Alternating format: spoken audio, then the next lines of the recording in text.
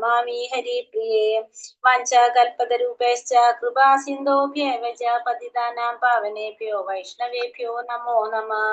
നമോ വിഷ്ണുപാദായ കൃഷ്ണപ്രേഷ്ഠായ ഭൂതലേ ശ്രീമതേ ഭക്തിവേദാന്ത സ്വാമിനിധി നാമിനേ. നമസ്തേ സാരസ്വതേ ദേവേ ഗൗരവാണി പ്രചാരിണേ നിർവിശേഷ ശൂന്യവാദി പാശ്ചാത്യദേശധാരിണേ. ജയ ശ്രീ കൃഷ്ണ ചൈതന്യ പ്രഭു നിത്യാനന്ദ ശ്രീ അദ്വൈത ഗദാധര ശ്രീവാസാദി ഗൗര ഭക്തവൃന്ദ. ഹരേ കൃഷ്ണ കൃഷ്ണ കൃഷ്ണ ഹരേ ഹരേ, ഹരേ രാമ രാമ രാമ ഹരേ ഹരേ. ഹരേ കൃഷ്ണ കൃഷ്ണ കൃഷ്ണ ഹരേ ഹരേ, ഹരേ രാമ രാമ രാമ ഹരേ ഹരേ. ഹരേ കൃഷ്ണ കൃഷ്ണ കൃഷ്ണ ഹരേ ഹരേ, ഹരേ രാമ രാമ രാമ ഹരേ ഹരേ. ഹരേ Krishna. Shri Shri രാധാഗോവിന്ദ് temple ISKCON ബാംഗ്ലൂരിന്റെ 18 ദിവസത്തെ ഭഗവത്ഗീത ക്ലാസ്സിലേക്ക് എല്ലാവർക്കും സ്വാഗതം. ഇന്ന് അധ്യായം 12 ഭക്തിയോഗം. ഇന്നത്തെ അധ്യായത്തിന്റെ പേര് എന്താണ്? ഭക്തിയോഗം. 12 ഭക്തിയോഗത്തെ കുറിച്ചാണ് പറയുന്നത്. അപ്പോ നമ്മൾ കഴിഞ്ഞ അധ്യായത്തില് ഒക്കെ എന്താണ് നമുക്ക് ഭഗവാൻ പറഞ്ഞു തന്നത്? നമ്മള് ഭഗവാന് കഴിഞ്ഞ അധ്യായം നമ്മള് ഏതായിരുന്നു? വിശ്വരൂപമായിരുന്നു അല്ലെ. എല്ലാത്തിന്റെയും നമ്മൾ ഉള്ളടക്കം എന്താ പറഞ്ഞിട്ടുണ്ടെങ്കിൽ ഭഗവാനെ ആരാധിക്കണം, ഭഗവാന് ഭക്തി ഉണ്ടാവണം എന്ന് നമ്മളോട് പറഞ്ഞത്. ഭക്തി ഉണ്ടെങ്കിൽ മാത്രമേ നമുക്ക് ഭഗവാനെ പ്രാപിക്കാനായിട്ട് സാധിക്കുള്ളൂ. അപ്പൊ ഭക്തി എന്ന് പറഞ്ഞാൽ ഭക്തിയുടെ സേവനാണ് നമ്മൾ പറഞ്ഞു. അപ്പൊ ഭക്തിയുടെ സേവനത്തിൽ നമ്മളിപ്പോ പറഞ്ഞെന്താണ്? ഭഗവാനെ കീർത്തിക്കുക, ഭഗവാന് വേണ്ടി സേവകൾ ചെയ്യുക. അപ്പൊ ഇപ്പൊ എല്ലാവർക്കും ഭഗവാനെ ആരാധിക്കുക, ഭഗവാനെ പ്രണമിച്ചുകൊണ്ടിരിക്കുക, ഭഗവാന് സേവനങ്ങൾ ചെയ്യാന്ന് പറയുമ്പോ നാമം ജപിക്കുക, ഇങ്ങനെയൊക്കെയാണ് നമ്മൾ പറഞ്ഞത് അല്ലെ. ഭഗവാനെ കീർത്തിക്കുന്ന പറ്റിയിട്ടൊക്കെ ഭക്തിയുടെ സേവനങ്ങളിൽ ഇത് എല്ലാവർക്കും എപ്പോഴും ഒരേപോലെ ചെയ്യാനായിട്ട് സാധിക്കണമെന്നില്ല.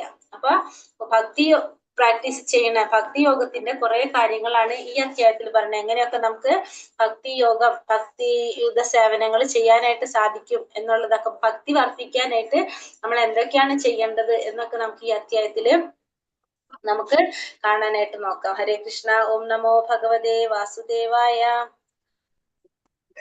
അർജുന ഉവാച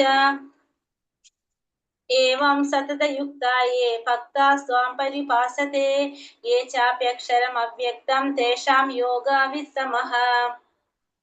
അർജുനൻ ചോദിച്ചു, എല്ലാ സമയവും അങ്ങയുടെ ഭക്തി സേവനത്തിൽ തന്നെ ഉചിതമായി ഏർപ്പെട്ടു പോരുന്നവരോ അതോ പ്രത്യക്ഷമല്ലാത്ത അവ്യക്ത ബ്രഹ്മത്തെ ഉപാസിക്കുന്നവരോ ആരാണ് കൂടുതൽ പരിപൂർണതയുള്ളവർ? അർജുനൻ ഇനി അടുത്ത സംശയം ചോദിക്കുകയാണ് ഭഗവാന്റെ അടുത്ത്. എന്താ ചോദിക്കുന്നത്?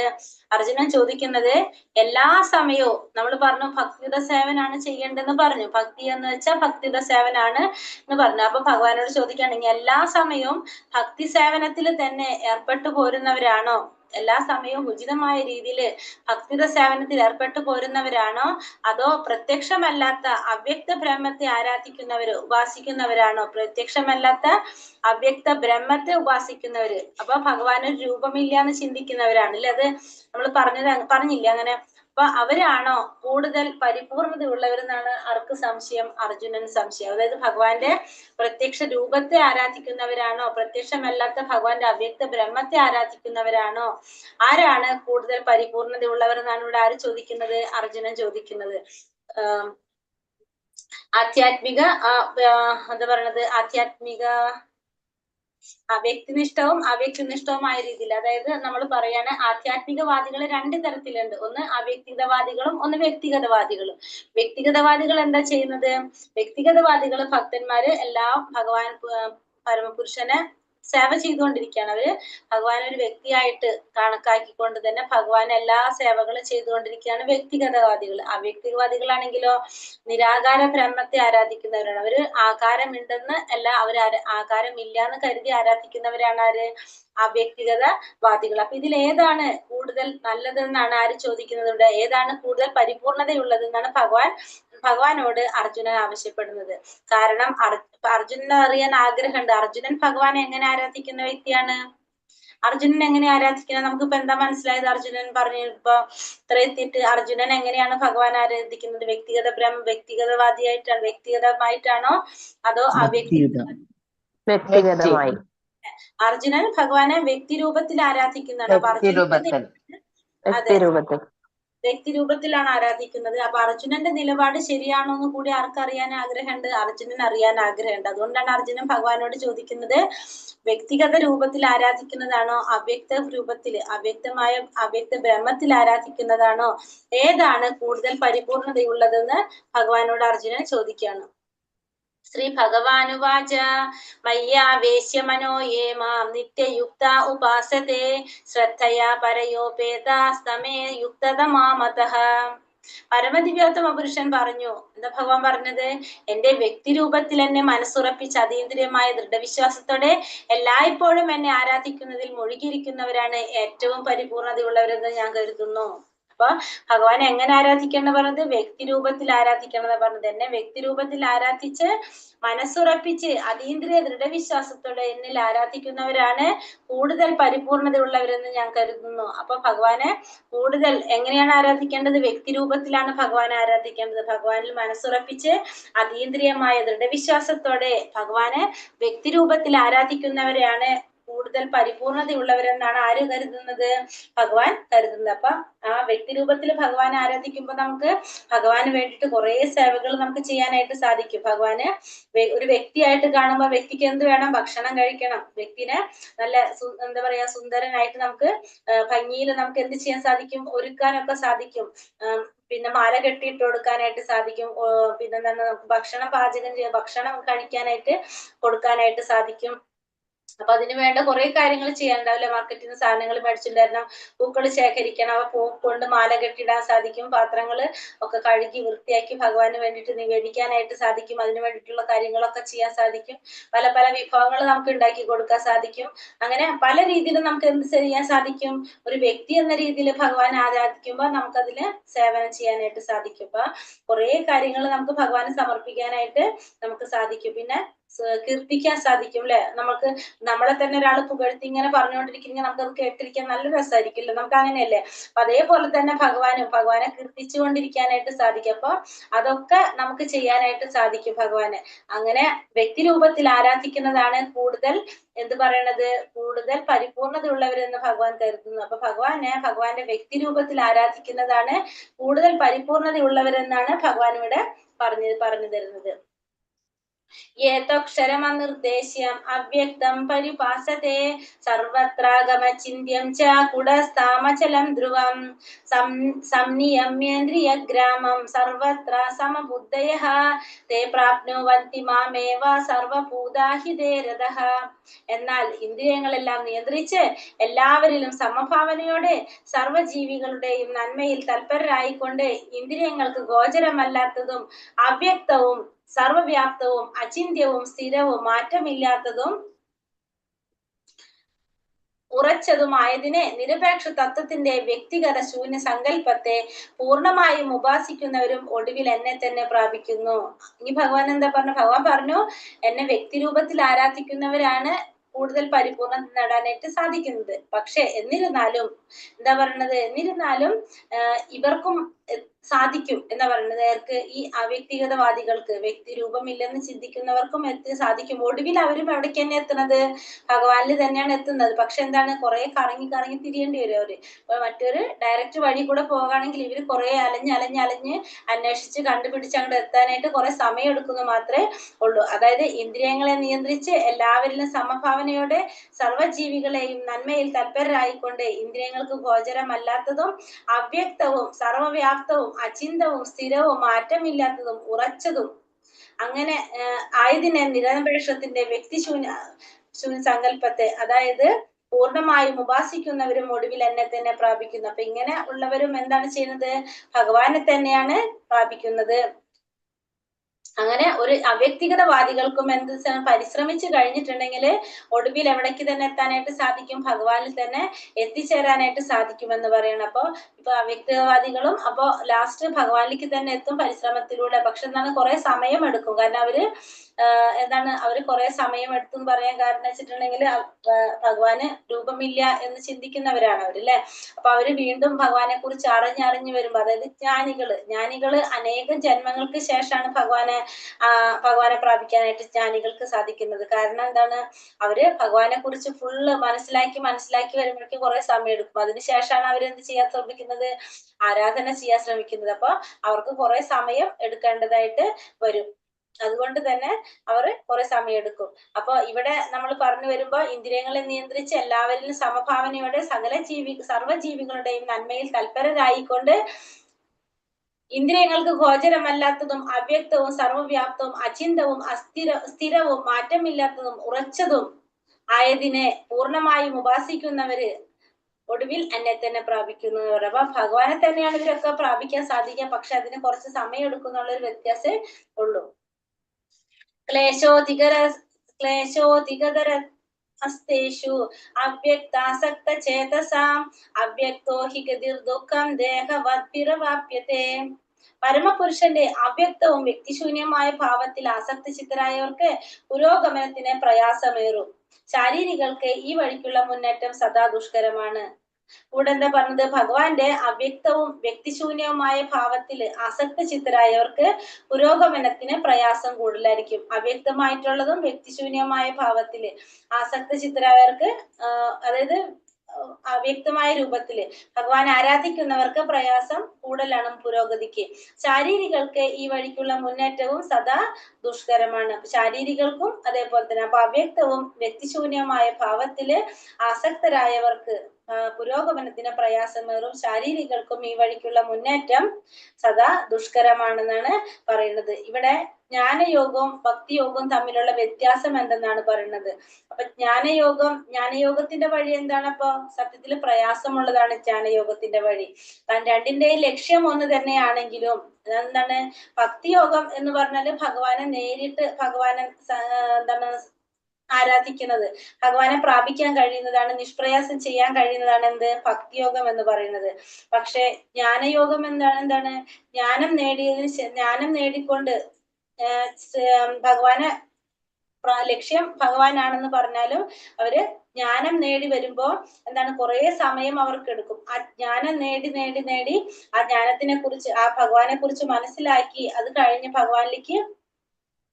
ഭഗവാനെ പ്രാപിക്കാനായിട്ട് കുറെ സമയം അവർക്ക് എടുക്കാം. പക്ഷെ ഭക്തിയോഗാണെങ്കിലോ, ഭക്തിയോഗത്തിലൂടെ നേരിട്ടുള്ള ഭഗവാന്റെ സേവനാണ് എന്തിൽ നടക്കുന്നത്, ഭക്തിയോഗത്തിൽ നടക്കുന്നത്. അപ്പൊ അതുകൊണ്ട് അത് നിഷ്പ്രയാസം ചെയ്യാൻ സാധിക്കുന്നതാണ്. പക്ഷെ ജ്ഞാനയോഗത്തില് നേരിട്ടുള്ള ഭഗവത് സേവന അല്ല നടക്കുന്നത്, ഭഗവാനെ കുറിച്ച് മനസ്സിലാക്കണം, ഭഗവാനെ കുറിച്ച് പഠിച്ച് തന്റെ സംശയങ്ങളൊക്കെ മാറിയതിന് ശേഷമാണ് എന്ത് ചെയ്യുന്നത്, ഭഗവാനെ പ്രാപിക്കാനായിട്ട് ശ്രമിക്കുക. അപ്പൊ അതിന് കുറെ സമയം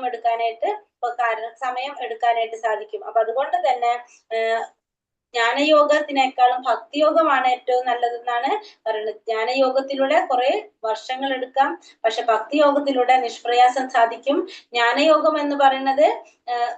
ഭക്തിയോഗം എന്ന് പറയുന്നത് ഭഗവാനെ നേരിട്ട് ആരാധിക്കുന്നത്, ഭഗവാന്റെ സേവനം നേരിട്ട് ഭഗവത് സേവനം ചെയ്യുന്നതാണ് എന്ത്, ഭക്തിയോഗം. പക്ഷെ ജ്ഞാനയോഗത്തില് ഭഗവാനെ നേരിട്ട് സേവനം ചെയ്യുന്നതല്ല ജ്ഞാനയോഗം. അപ്പൊ ഭഗവത് സേവനമാണ് നേരിട്ടുള്ളത്. അതുകൊണ്ട് നിഷ്പ്രയാസം തന്നെ ഭഗവാനെ പ്രാപിക്കാനായിട്ട് സാധിക്കും. പക്ഷെ ജ്ഞാനികൾക്ക് എത്തുന്നുള്ളൂ, പക്ഷെ അതിന് കുറെ സമയം എടുക്കാനായിട്ട് സാധ്യതയുണ്ട്. അപ്പൊ അതാണ് ഭക്തിയോഗവും ജ്ഞാനയോഗവും തമ്മിലുള്ള വ്യത്യാസം പറയുന്നത് നമ്മള്. അപ്പൊ ഏറ്റവും നല്ലത് ഏത് തന്നെയാണെന്ന് പറയുന്നത്, ജ്ഞാനയോഗത്തെക്കാൾ ഭക്തിയോഗം തന്നെയാണ് നമുക്ക് മനസ്സിലാക്കാം. തെരുവിൽ പലയിടത്തും തപാൽ പെട്ടികൾ കാണാം. ഇവയിൽ നമ്മൾ കൊണ്ടുപോയിടുന്ന കത്തുകൾ സ്വാഭാവികമായി നിഷ്പ്രയാസം ഉദ്ദിഷ്ട സ്ഥാനങ്ങളിൽ എത്തുന്നു. എന്നാൽ തപാൽ പെട്ടികൾ എന്ന് ആധികാരികമായി പ്രഖ്യാപിക്കാത്ത ഏതെങ്കിലും പഴയ പെട്ടികളിലൂടെ ഈ പ്രക്രിയ നടത്താനാവില്ല. അങ്ങനെ അംഗീകൃതമായ പ്രാതിനിധ്യമുള്ള ഒരു വിഗ്രഹ രൂപം ഈശ്വരനുണ്ട്. അതിനെ അർച്ചാ വിഗ്രഹം എന്ന് പറയുന്നു. ഈ അർച്ചാ വിഗ്രഹം പരമപുരുഷന്റെ അവതാരമാണ്. അപ്പൊ എന്താ പറയുന്നത്, തെരുവിലെ പല സ്ഥലത്തും നമുക്ക് തപാൽ പെട്ടികളാണ്. ഉദാഹരണം പറയാണ് പ്രഭാതർ പറഞ്ഞിരിക്കുന്ന ഉദാഹരണമാണ് ഈ പറയുന്നത്. തെരുവിലെ പല സ്ഥലത്തും നമുക്ക് തപാൽ പെട്ടികൾ കാണാം. ഇവയിൽ കൊണ്ടിടുന്ന കത്തുകൾ നമുക്ക് സ്വാഭാവികമായിട്ട് തന്നെ നമ്മളുടെ ലക്ഷ്യസ്ഥാനം എവിടെയാണ് അവിടേക്ക് ആ കത്തുകൾ കിട്ടും. അല്ലെ? നമ്മൾ പോസ്റ്റ് ബോക്സിൽ എവിടെ കൊണ്ട് ലെറ്റർ ഇട്ടാലും, എവിടെ തെരുവിലുള്ള ഏത് സ്ഥലത്ത് പോസ്റ്റ് ഓഫീസിൽ ഹെഡ് ഓഫീസിൽ കൊണ്ട് ലെറ്റർ ഇടുന്ന യാതൊരു നിർബന്ധമില്ല. എവിടെ കൊണ്ട് നമ്മൾ ലെറ്റർ ഇട്ടാലും ബോക്സിൽ ഇട്ടാലും ആ ലെറ്റർ കറക്റ്റ് ആയിട്ട് നമ്മൾ ആരെയാണ് അഡ്രസ് എഴുതിയിരിക്കുന്നത് അവർക്ക് ആ ലെറ്റർ കിട്ടും എന്നൊന്നും യാതൊരു സംശയമില്ല. എന്നാൽ തപാൽ പെട്ടികളല്ലാത്ത പെട്ടികൾ ഇപ്പൊ നമ്മളെ തെരുവിൽ കാണണമെങ്കിൽ അതിൽ കൊണ്ട് ലെറ്റർ ഇട്ട് കഴിഞ്ഞാലോ നമുക്ക് ഒന്നും കിട്ടാൻ പോണില്ല അല്ലെ? കാരണം അത് ലെറ്റർ കാണുന്ന പോലില്ല. കാരണം അത് തപാൽ പെട്ടിയല്ല, അത് ആധികാരികമായിട്ടുള്ള തപാൽ പെട്ടിയല്ല, അത് വേറെ എന്തിന്റെ ബോക്സ് ആയിരിക്കും. അതിൽ കൊണ്ടിട്ട് കഴിഞ്ഞാൽ നമുക്ക് അത് കിട്ടാൻ പോകുന്നില്ല. അതേപോലെ തന്നെയാണ് ഭഗവാനെ പറയുന്നത്. ഭഗവാന്റെ അംഗീകൃതമായിട്ട് പ്രാതിനിധ്യമുള്ള ഒരു വിഗ്രഹ രൂപം ആർക്കുണ്ട്? ഈശ്വരനുണ്ട്. ഭഗവാന് അംഗീകൃതമായിട്ടുള്ള പ്രാതിനിധ്യമുള്ള ഒരു വിഗ്രഹ രൂപം ഈശ്വരനുണ്ട്. അതിനെ അർച്ചാ വിഗ്രഹം എന്ന് പറയുന്നു. ആ വിഗ്രഹമാണ് നമ്മൾ പറയുന്ന അർച്ചാ വിഗ്രഹങ്ങൾ. അർച്ചാ വിഗ്രഹം പരമപുരുഷന്റെ അവതാരമാണ്. ഭഗവാന്റെ അവതാരമാണ് അർച്ചാ വിഗ്രഹങ്ങള്. അർച്ചാ വിഗ്രഹങ്ങൾ പലതരത്തിൽ നമ്മൾ കണ്ടിട്ടുണ്ടാവും. ലോഹം കൊണ്ടുണ്ടാക്കിയതുണ്ടാവും, മണ്ണ് കൊണ്ടുണ്ടാക്കിയതുണ്ടാവും, തടി കൊണ്ടുണ്ടാക്കിയതുണ്ടാവും, വിഗ്രഹത്തിന്റെ ഫോട്ടോ വെച്ച് ആരാധിക്കുന്നതുണ്ടാവും. ഇതൊക്കെ എന്താണ്? അർച്ചാ വിഗ്രഹങ്ങളാണ്. ഈ കലിയുഗത്തില് നമ്മുടെ കണ്ണുകൾക്ക് ദർശിക്കാൻ സാധിക്കാവുന്ന വിധത്തിലുള്ള ഭഗവാന്റെ അവതാരമാണ് അർച്ചാ വിഗ്രഹങ്ങൾ എന്ന് പറയുന്നത്. ഇപ്പൊ നമുക്കറിയാം, നമുക്ക് ഭഗവാനെ ദർശിക്കാനായിട്ട് നമ്മുടെ ഈ കണ്ണുകൊണ്ട് സാധിക്കില്ല. നമ്മൾ പറഞ്ഞു കഴിഞ്ഞില്ലേ, നമ്മളെ ഭൗതിക ഇന്ദ്രിയങ്ങള് മാലിന്യം നിറഞ്ഞതായതുകൊണ്ട് തന്നെ നമ്മള് എന്താ പറയാ പരിപൂർണമല്ലാത്തത് കൊണ്ടും കുറെ പരിമിതികൾ നമ്മളെ ഇന്ദ്രിയങ്ങൾക്കുണ്ട്. അതുകൊണ്ട് നമുക്ക് ഭഗവാനെ ദർശിക്കാനായിട്ട് നമ്മുടെ ഈ ഇന്ദ്രിയങ്ങൾ കൊണ്ട് ഭഗവാനെ ദർശിക്കാൻ സാധിക്കില്ല. പക്ഷെ കലിയുഗത്തില് നമുക്ക് ഭഗവാനെ ദർശിക്കേണ്ട വിധത്തില്, നമുക്ക് മനസ്സിലാകേണ്ട രീതിയിൽ ഭഗവാൻ എങ്ങനെ അവതരിച്ചിരിക്കുന്നത്? ഈ വിഗ്രഹത്തിലൂടെയാണ് ഭഗവാൻ അവതരിച്ചിരിക്കുന്നത്. അപ്പൊ അത് തന്നെ ഭഗവാൻ ഇവിടെ പ്രഭാതർ എന്താ പറയുന്നത്? ആ അർച്ചാ വിഗ്രഹം എന്ന് പറയുന്നത് ഭഗവാന്റെ പ്രതിനിധികൾ തന്നെയാണ്. ഭഗവാന്റെ പ്രതിനിധി തന്നെയാണ് ഈ വിഗ്രഹ രൂപങ്ങളെല്ലാം തന്നെ.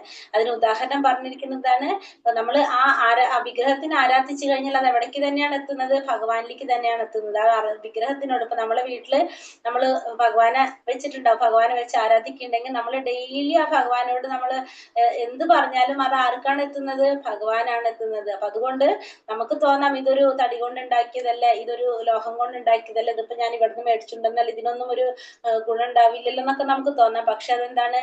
അതിന് ചൈതന്യം വരാണ്. ഇപ്പൊ നമ്മള് വീട്ടില് വെച്ച് നമ്മൾ എന്നും അതിനെ ആരാധിച്ച് അതിന് എന്താ പറയാ ജലം കൊടുത്തൊക്കെ വരുമ്പോ അതിന് സംഭവിക്കാണ്, അതിന് ചൈതന്യം വരാണല്ലോ. അപ്പൊ നമ്മള് പറഞ്ഞു നമ്മളൊരു ജീവൻ ഉണ്ടാകുമ്പോൾ അല്ലെ, നമ്മളൊരു വയറ്റിലൊരു ജീവൻ വരുമ്പോ എങ്ങനെയാണ്? അത് ഫസ്റ്റ് തന്നെ അതൊരു മാംസമാണ്. അതിനുശേഷമാണ് അതിന്റെ ജീവൻ വരുന്നത് അല്ലെ? ജീവൻ ആ ഒരു നമ്മൾ പറഞ്ഞു അതിനൊരു അവബോധം ഉണ്ടാകാണ്, അത് സംഭവിക്കുന്നത് പിന്നീടാണ്. അതേപോലെ തന്നെ നമ്മളും ഒരു വിഗ്രഹം മേടിച്ച് കൊണ്ടുവച്ച് നമ്മൾ അതിനെ ആരാധിച്ച് തുടങ്ങുമ്പോൾ എന്ത് സംഭവിക്കാണ്? അതിന് ചൈതന്യം ഉണ്ടാവാണ്. അപ്പൊ ആ വിഗ്രഹത്തിനോട് നമ്മൾ എന്ത് സംസാരിക്കുന്നതും ആരോട് പറയുന്നതാണ്? ഭഗവാനോട് തന്നെയാണ് പറയുന്നത്. അപ്പൊ ഈ അർച്ചാ വിഗ്രഹം എന്ന് പറയുന്നത് തന്നെ നമ്മൾ ഈ ഭൗതിക ലോകത്തില്, നമ്മൾ ഈ കലിയുഗത്തില് നമുക്ക് ഭഗവാനെ നമ്മളെ കണ്ണുകൊണ്ട് കാണാൻ സാധിക്കുന്ന വിധത്തിലുള്ള ഭഗവാന്റെ രൂപമാണ് എന്ത്? അർച്ചാ വിഗ്രഹങ്ങള്. അത് പലതരത്തിൽ നമുക്ക് ഉണ്ടാവാം. തടി കൊണ്ടുണ്ടാവാം, ലോഹം കൊണ്ടുണ്ടാവാം, പിന്നെന്താണ് മണ്ണ് കൊണ്ടുണ്ടാക്കിയത് ഉണ്ടാവാം, അങ്ങനെ പല രീതിയിലും ഉണ്ടാവാം ഇത് അർച്ചാ വിഗ്രഹങ്ങള്. യേതു സർവാണി കർമാണി മയി സന്യസ്യ മത്പരഃ അനന്യേനൈവ യോഗേന മാം ധ്യായന്ത ഉപാസത്തെ തേഷാമഹം സമുദ്ധർത്ത മൃത്യു സംസാര സാഗരാത് ഭവാമീന ചിരാത് പാർത്ഥ മയ്യാവേശീത ചേതസാം. ഹേ പാർത്ഥ, എന്നാൽ എന്നെ എല്ലായ്പ്പോഴും ധ്യാനിച്ചുകൊണ്ട് സർവകർമ്മങ്ങളെയും എനിക്കായി അർപ്പിച്ച് എന്നിൽ മനസ്സ് അചഞ്ചലമായി ഊന്നിക്കൊണ്ട് ഭക്തിയുടെ സേവനത്തിൽ ഏർപ്പെട്ടു പോരുന്നവരെ ഞാൻ വേഗത്തിൽ ജനന മരണങ്ങളുടെ ഈ സമുദ്രത്തിൽ നിന്ന് കരകയറ്റും. ഇനി എന്താ പറഞ്ഞത്? എപ്പോഴും ഭഗവാൻ എന്താ പറഞ്ഞ അർജുനനോട്? ഇനി ഒന്നും കൂടി ക്ലിയർ ആക്കിയിട്ട് പറഞ്ഞു കൊടുക്കാണ് അർജുനനോട്. ഹേ പാർത്ഥ, എന്നാൽ എന്നെ എല്ലായ്പ്പോഴും ധ്യാനിച്ചുകൊണ്ട്, എപ്പോഴും എന്നെ ആരാണോ ധ്യാനിക്കുന്നത് അങ്ങനെ ധ്യാനിച്ചുകൊണ്ട് എല്ലാ കർമ്മങ്ങളും എനിക്കായി അർപ്പിച്ച് എന്നിൽ മനസ്സ് അചഞ്ചലമായി ഊന്നിക്കൊണ്ട് ഭക്തിയുടെ സേവനത്തിൽ ഏർപ്പെട്ടു പോരുന്നവരെ ഞാൻ വേഗത്തിൽ ജനന മരണങ്ങളുടെ സമുദ്രത്തിൽ നിന്ന് കയറ്റും. അപ്പൊ ഭഗവാൻ എന്താ പറയുന്നൂടെ? ഭഗവാനെ ആരാധിക്കുന്നവരെ, എല്ലാ കർമ്മങ്ങളും ഭഗവാന് സമർപ്പിക്കുന്നവരെ, അചഞ്ചലമായ ഭക്തിയോടെ ഭഗവാന്റെ സേവനങ്ങൾ ചെയ്തു പോരുന്നവരെ ജനന മരണങ്ങളുടെ സമുദ്രത്തിൽ നിന്ന് ഭഗവാൻ കരകയറ്റുന്ന പറയുന്നത്. ജനന മരണങ്ങളുടെ സമുദ്രത്തിൽ നിന്ന് ഭഗവാൻ കരകയറ്റുന്ന പറയുന്നത് ഇരുന്നിട്ട്. അപ്പൊ എന്നിൽ എപ്പോഴും എന്നെ ധ്യാനിച്ച് കർമ്മങ്ങളും എനിക്കായി അർപ്പിച്ച് എന്നിൽ മനസ്സ് അചഞ്ചലമായി ഊന്നിക്കൊണ്ട് ഭക്തിയുടെ സേവനത്തിൽ ഏർപ്പെട്ടു പോരുന്നവരെ ഞാൻ എന്ത് ചെയ്യും? ഞാൻ എപ്പോഴും ജനന മരണങ്ങളുടെ സമുദ്രത്തിൽ നിന്ന് കരകയറ്റിക്കൊണ്ടിരിക്കും. അതിനെന്താ നമ്മൾ ചെയ്യേണ്ടത്? ഭഗവാനെ ധ്യാനിച്ചുകൊണ്ടിരിക്കുക, എല്ലാ കർമ്മങ്ങളും ഭഗവാനായിട്ട് ഭഗവാന് വേണ്ടി ചെയ്യുക, പിന്നെ അചഞ്ചലമായ ഭക്തിയോടെ ഭഗവാന്റെ സേവനത്തിൽ ഏർപ്പെട്ടുകൊണ്ടിരിക്കുക. അങ്ങനെയുള്ളവരെ ഭഗവാൻ എന്ത് ചെയ്യുന്ന പറയുന്നത്? എല്ലാ സമയത്തും എപ്പോഴും ഈ ജനന മരണങ്ങളുടെ സമുദ്രത്തിൽ നിന്ന് കരകയറ്റും ഭഗവാൻ രക്ഷിക്കും എന്നുള്ളത് ഭഗവാൻ പറയാണ്. അതിനൊരു പിക്ചർ തന്നിട്ടുണ്ട് നമുക്ക്, അത് എങ്ങനെയാണെന്നുള്ളത് നമുക്ക് മനസ്സിലാക്കി തരാനായിട്ട്. ഭക്തിയുത സേവനത്തിലൂടെ മാത്രമേ നമുക്ക് എന്തറിയാൻ സാധിക്കുന്നുള്ളൂ? ഭഗവാനെ കുറിച്ചിട്ട്, ഭഗവാന്റെ മൂല്യം നമുക്ക് മനസ്സിലാകാനായിട്ട് സാധിക്കുന്നുള്ളൂ. അപ്പൊ നമുക്ക് ഈ ജനന മരണ, ഇവിടെ നമ്മൾ എന്താ പറഞ്ഞത്? സംസാര സാഗരത്തിൽ നിന്ന്, അല്ലെ, നമ്മുടെ ജനന മരണങ്ങളുടെ സമുദ്രത്തിൽ നിന്ന് ഭഗവാൻ നമ്മളെ രക്ഷിക്കുന്ന പറഞ്ഞത്. അത് എങ്ങനെയാന്നുള്ളത് ഒരു പിക്ചറൈസേഷൻ ആണ്, നമ്മളുടെ ഒരു സിറ്റുവേഷൻ കാണിക്കാണ്. മൃത്യുസാഗരത്തിൽ നിന്ന് എങ്ങനെയാണ് ഒരാൾ മറന്ന് അതിൽ നിൽക്കുന്നത് എന്നുള്ളതാണ് പുഷ്പ മാതാജിരെ നോട്ട് ചെയ്തിട്ടുണ്ട് പറയുന്നത്. അപ്പൊ ഫസ്റ്റ് ഈ ഒരു പിക്ചറിൽ ഇത് കണ്ടിട്ട് എന്തെങ്കിലും മനസ്സിലാകുന്നുണ്ടോ നിങ്ങൾക്ക്? ഇതൊരു വലിയൊരു കഥയാണ് ഇത് ശരിക്കും പറയുകയാണെങ്കിൽ. നമ്മളുടെ ഒരു ലൈഫ് നമ്മൾ എങ്ങനെയാ ചെയ്യുന്നത് എന്നുള്ളതാണ് ഇതിൽ കാണിച്ചു തരുന്നത്. നമ്മളെ ജീവിതം ഭൗതിക ലോകത്തിൽ നമ്മൾ എങ്ങനെയാ ചെയ്യുന്നത്, എങ്ങനെയാ നമ്മൾ ജീവിക്കുന്നതെന്നാ പറയുന്നത്. ഈ മൃത്യു സംസാര സാഗരത്തില് ഒരാൾ എങ്ങനെയാണ് സ്വയം മറന്ന് മുഴുകി ജീവിച്ചു പോണെന്നാണ് നമുക്ക് നോക്കാം. ഇതിൽ കാണുന്ന മരം കണ്ടോ? ആ മരം ഭൗതിക പ്രകൃതിയെ റെപ്രസെന്റ് ചെയ്യാണ്. ഈ മരം എന്ന് പറയുന്നത് ഭൗതിക പ്രകൃതിയാണ്. പിന്നെ ആന, കഴിഞ്ഞ ജന്മത്തിലെ കർമ്മഫലാണ് ആന. അതില് ആന വന്നിട്ട് കഴിഞ്ഞ ജന്മത്തിലെ കർമ്മഫലം, മരം ഭൗതിക പ്രകൃതിയാണ് റെപ്രസെന്റ് ചെയ്യുന്നത്. പിന്നെ ആ മരത്തില് തൂങ്ങി നിൽക്കുന്നത് ആരാണ്? നമ്മള് ജീവാത്മാക്കളാണ് ആ മരത്തില് തൂങ്ങി നിൽക്കുന്നത്. കാണുന്നില്ലേ പിക്ചർ? ശരിക്കും ക്ലിയർ ആയിട്ട് കാണുന്നുണ്ടോ? ഉണ്ട്. ആ ജീവാത്മാക്കളെ നമ്മളാണ് ആ മരത്തുമേൽ തൂങ്ങി നിൽക്കുന്നത്. അപ്പൊ ആന വന്നിട്ട് ഭൗതിക പ്രകൃതി, ആനല്ല, മരം വന്നിട്ട് ഭൗതിക പ്രകൃതി, ആന വന്നിട്ട് കഴിഞ്ഞ ജന്മത്തിലെ നമ്മളുടെ കർമ്മഫലങ്ങള്. നമ്മളെ ജീവാത്മാക്കള് മരത്തിൽ തൂങ്ങി നിൽക്കെടുക്കാണ്. ആ മരത്തിന്റെ കൊമ്പിന്റെ അവിടെ 2 എലികൾ ഇരിക്കുന്നുണ്ട്. ഒന്ന് കറുത്തതും ഒന്ന് വെളുത്തതുമായിട്ടുള്ള 2 എലി ഉണ്ട്. ആ കറുത്ത എലി എന്ന് വെച്ചിട്ടുണ്ടെങ്കിൽ രാവും, വെളുത്ത എലി പകലും. രാവും പകലിനെ സൂചിപ്പിക്കുന്നതാണ് ഈ 2 എലികൾ. ആ 2 എലികൾ എന്താ ചെയ്തുകൊണ്ടിരിക്കുന്നത്? ആ മരത്തിന്റെ കൊമ്പ് കാർന്ന് തിന്നുകൊണ്ടിരിക്കുകയാണ്. അതായത് നമ്മളുടെ ആയുസ് കുറഞ്ഞുകൊണ്ടിരിക്കുകയാണ് അവിടെ. രാവും പകലും ആണല്ലോ. അപ്പൊ അത് ആയുസ്, നമ്മളുടെ ആ മരത്തിന്റെ കൊമ്പ് കാണുന്നുണ്ടാ ചെറുതായിട്ട് നമുക്ക് ഒരു ഷേപ്പ് മാറിയിട്ടില്ല അവിടെ. അപ്പൊ ആ 2 എലികളും ഇരുന്നിട്ട് ആ മരത്തിന്റെ കൊമ്പ് ഇരുന്ന് കാർന്ന് കഴിച്ചുകൊണ്ടിരിക്കുകയാണ്. പിന്നെ അയാൾ തൂങ്ങി കിടക്കുന്നതിന് മേലെ നമ്മളൊരു തേനീച്ച കൂട് കാണുന്നുണ്ട്, ഇല്ലേ? തേനീച്ച കൂട് കണ്ടിട്ടുണ്ട്. ആ തേനീച്ച കൂട് നമ്മളെ ദുഃഖങ്ങളായിട്ടുള്ള കർമ്മക ഫലങ്ങള് വരുന്ന തേനീച്ചകള് ആ കൂട്ടിൽ നിന്ന് തേൻ ഇങ്ങനെ ഇറ്റിറ്റ് വീഴുന്നുണ്ട് ഇടയ്ക്ക്. നമുക്ക് ശ്രദ്ധിച്ചു കഴിഞ്ഞാൽ ജസ്റ്റ് ഒരു ഇത് കാണാൻ സാധിക്കും. തേൻ ഇങ്ങനെ വല്ലപ്പോഴും ഓരോ ഡ്രോപ്പ് തേൻ വീഴുന്നുണ്ട്. അത് നമ്മളെ സുഖങ്ങളായിട്ടുള്ള നമ്മളെ കർമ്മഫലങ്ങളാണ്.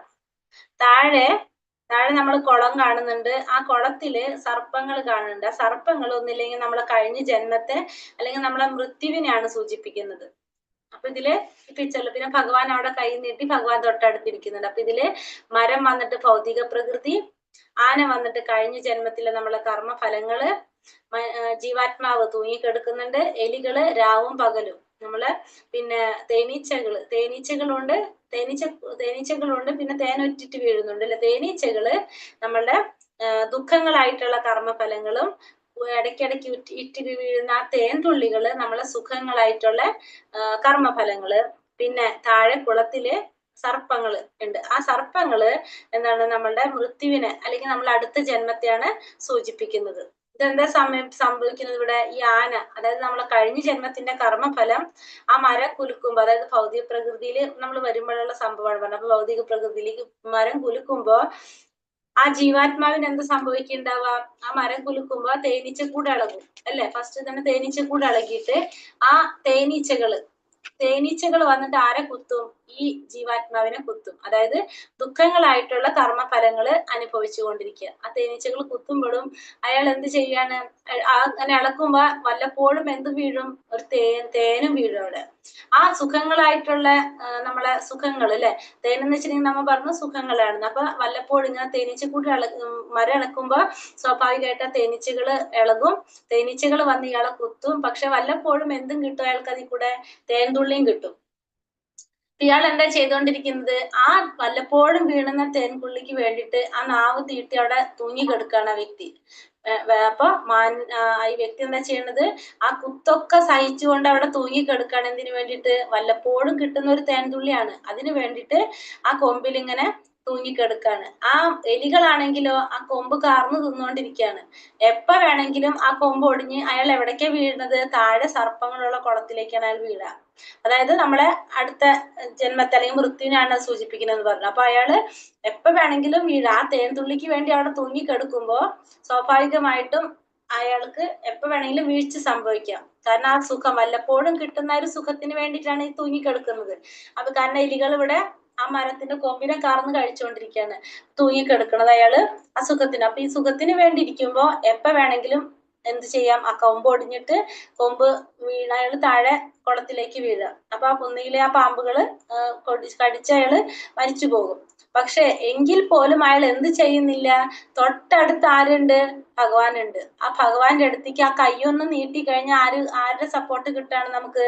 ഭഗവാന്റെ സപ്പോർട്ട് കിട്ടാണ്. പക്ഷെ നമ്മളത് ചെയ്യുന്നില്ല. നമ്മൾ എന്താ ചെയ്യണം? വല്ലപ്പോഴും കിട്ടുന്ന ആ സുഖത്തിന് വേണ്ടിയിട്ട് ആ കൊമ്പിൽ മുറുക്കി പിടിച്ച് നമ്മൾ അവിടെ തൂങ്ങിക്കെടുക്കുക ചെയ്യുന്നത്. അപ്പൊ ഒന്നുകിൽ നമ്മൾ കൊമ്പൊടിഞ്ഞ് വീഴും, കൊമ്പൊടിഞ്ഞ് ആ കുളത്തിൽ തന്നെ വീഴും. അല്ലെങ്കിൽ നമുക്ക് എന്താണ്? നമ്മൾ ആ തേനീച്ചകൾ ഇങ്ങനെ ഇട്ട് കുത്തിക്കൊണ്ടിരിക്കും, നമുക്ക് ദുഃഖങ്ങൾ വന്നുകൊണ്ടിരിക്കും. വല്ലപ്പോഴും ഒരു സുഖം പോലെ ആ തേനിങ്ങനെ കിട്ടിക്കൊണ്ടിരിക്കും. അതിന് വേണ്ടിയിട്ട് നമ്മൾ എന്താ ചെയ്യുന്നത്? നമ്മൾ അവിടെ തൂങ്ങിക്കിടന്നുകൊണ്ടിരിക്കുകയാണ്. നമ്മൾ പക്ഷെ എന്ത് ശ്രദ്ധിക്കുന്നില്ല? ഭഗവാനെ നമ്മൾ ശ്രദ്ധിക്കുന്നില്ല. തൊട്ടടുത്ത് കൈ നീട്ടി ഭഗവാനുണ്ട്. നമ്മൾ ആ കൈ ഒന്ന് കൊടുത്തു കഴിഞ്ഞാൽ നമുക്ക് എന്ത് സുഖമായിട്ട് നമുക്ക് അപ്പുറത്തേക്ക് ആ കൊമ്പിൽ നിന്ന് വിട്ട് നമുക്ക് കയറി പോകാനായിട്ട് സാധിക്കും. പക്ഷെ നമ്മൾ എന്ത് ചെയ്യുന്നില്ല? നമ്മളത് ചെയ്യുന്നില്ല. നമ്മൾ ആ വല്ലപ്പോഴും കിട്ടുന്ന ആ സുഖത്തിന് വേണ്ടിയിട്ട് ഈ സുഖദുഃഖങ്ങളുടെ പിന്നാലെ, ദുഃഖങ്ങൾ നമ്മൾ അനുഭവിക്കുന്നത് നമുക്ക് മനസ്സിലാകുന്നില്ല, ആ സുഖം കിട്ടുമ്പോൾ നമ്മളത് വിട്ടുപോകണം. അപ്പൊ അതിന് വേണ്ടിയിട്ട് നമ്മൾ ഇതിന്റെ പിന്നാലെ പാഞ്ഞുകൊണ്ടിരിക്കുകയാണ് ചെയ്യുന്നത്. ഇതാണ് നമ്മുടെ ഭൗതിക ലോകത്തിൽ നമ്മൾ ചെയ്തുകൊണ്ടിരിക്കുന്ന പ്രവർത്തികൾ. ഹരേ കൃഷ്ണ. മനസ്സിലായോ? ഹരേ കൃഷ്ണ. മനസ്സിലായി ഹരേ മാതാജി. കൃഷ്ണ മാതാജി. മനസ്സിലായി. അപ്പൊ ഇനി അടുത്തതിൽ എന്താ പറയണത്? അടുത്ത ശ്ലോകത്തിൽ പറയുന്നു, മയ്യേ വാമന ആധസ്വ മയി ബുദ്ധി നിവേശയ നിവാശിഷ്യസി മയ്യേവ അതാ ഊർത്തം ന സംശയ. പരമദിവ്യോത്തമ പുരുഷൻ ആയ എന്നിൽ മനസ്സുറപ്പിച്ച് ബുദ്ധിയെ വ്യാപരിപ്പിക്കുക. അപ്രകാരം നീ എല്ലായ്പ്പോഴും എന്നിൽ തന്നെ വാഴും, സംശയമില്ല. ഇനി ഈ ശ്ലോകം തൊട്ട് 8ാമത്തെ ശ്ലോകം തൊട്ട് 12ാമത്തെ ശ്ലോകം വരെ ഭഗവാൻ എന്താ പറഞ്ഞത്? ഭഗവാനെ എങ്ങനെ പ്രാപിക്കാം എന്നുള്ളതാണ് ഭഗവാൻ ഈ ശ്ലോകത്തിലൂടെ പറയുന്നത്. ഭക്തിയിലൂടെ എങ്ങനെയാണ് ഭഗവാനെ പ്രാപിക്കാൻ സാധിക്കുക എന്നുള്ളതാണ് 8 മുതൽ 12 വരെയുള്ള ശ്ലോകത്തിൽ ഭഗവാൻ നമുക്ക് പറഞ്ഞു തരുന്നത്. ഭക്തിയുടെ സേവനം ചെയ്തുകൊണ്ട് നമുക്ക് എങ്ങനെയൊക്കെ ഭഗവാനെ പ്രാപിക്കാം. നമ്മൾ പറഞ്ഞു ഭക്തിയുടെ സേവനം ചെയ്യാനായിട്ട് പല പല കാര്യങ്ങൾ ഈ പറഞ്ഞു തരുന്നുണ്ട് ഭഗവാൻ അല്ലെ. അപ്പൊ അതാണ് നീ പറയാൻ പോകുന്നത്. ഇത്രയും നേരം നമ്മൾ പറഞ്ഞു ഭഗവാനെ സേവിക്കുക, ഭഗവാനെ ആരാധിക്കണം, ഭഗവാനെ പ്രണമിക്കണം, ഇതൊക്കെ നമുക്ക് പറഞ്ഞു. ഇനി വേറെ എങ്ങനെയൊക്കെ അതൊക്കെ ചെയ്യാൻ എല്ലാവർക്കും സാധിക്കണമെന്നില്ല. അല്ലാത്തവർക്കും എങ്ങനെയാണ് ഭക്തിയുടെ സേവനത്തിലൂടെ ഭഗവാനെ പ്രാപിക്കാനായിട്ട് കഴിയാന്നുള്ള കാര്യങ്ങളാണ് 8 മുതൽ 12 വരെയുള്ള ശ്ലോകത്തിൽ നമുക്ക് പറഞ്ഞു തരുന്നത്. എന്താ പറഞ്ഞത്? മയ്യേ വാമന ആതസ്വ മയി ബുദ്ധി നിവേശയ നിവാശിഷ്യസി മയ്യേവ അതാ ഊർത്തം ന സംശയ. പരമദിവ്യോത്തമ പുരുഷനായ എന്നിൽ മനസ്സുറപ്പിച്ച് ബുദ്ധിയെ വ്യാപരിപ്പിക്കുക. അപ്രകാരം എനിക്ക് എല്ലായ്പ്പോഴും എല്ലായ്പ്പോഴും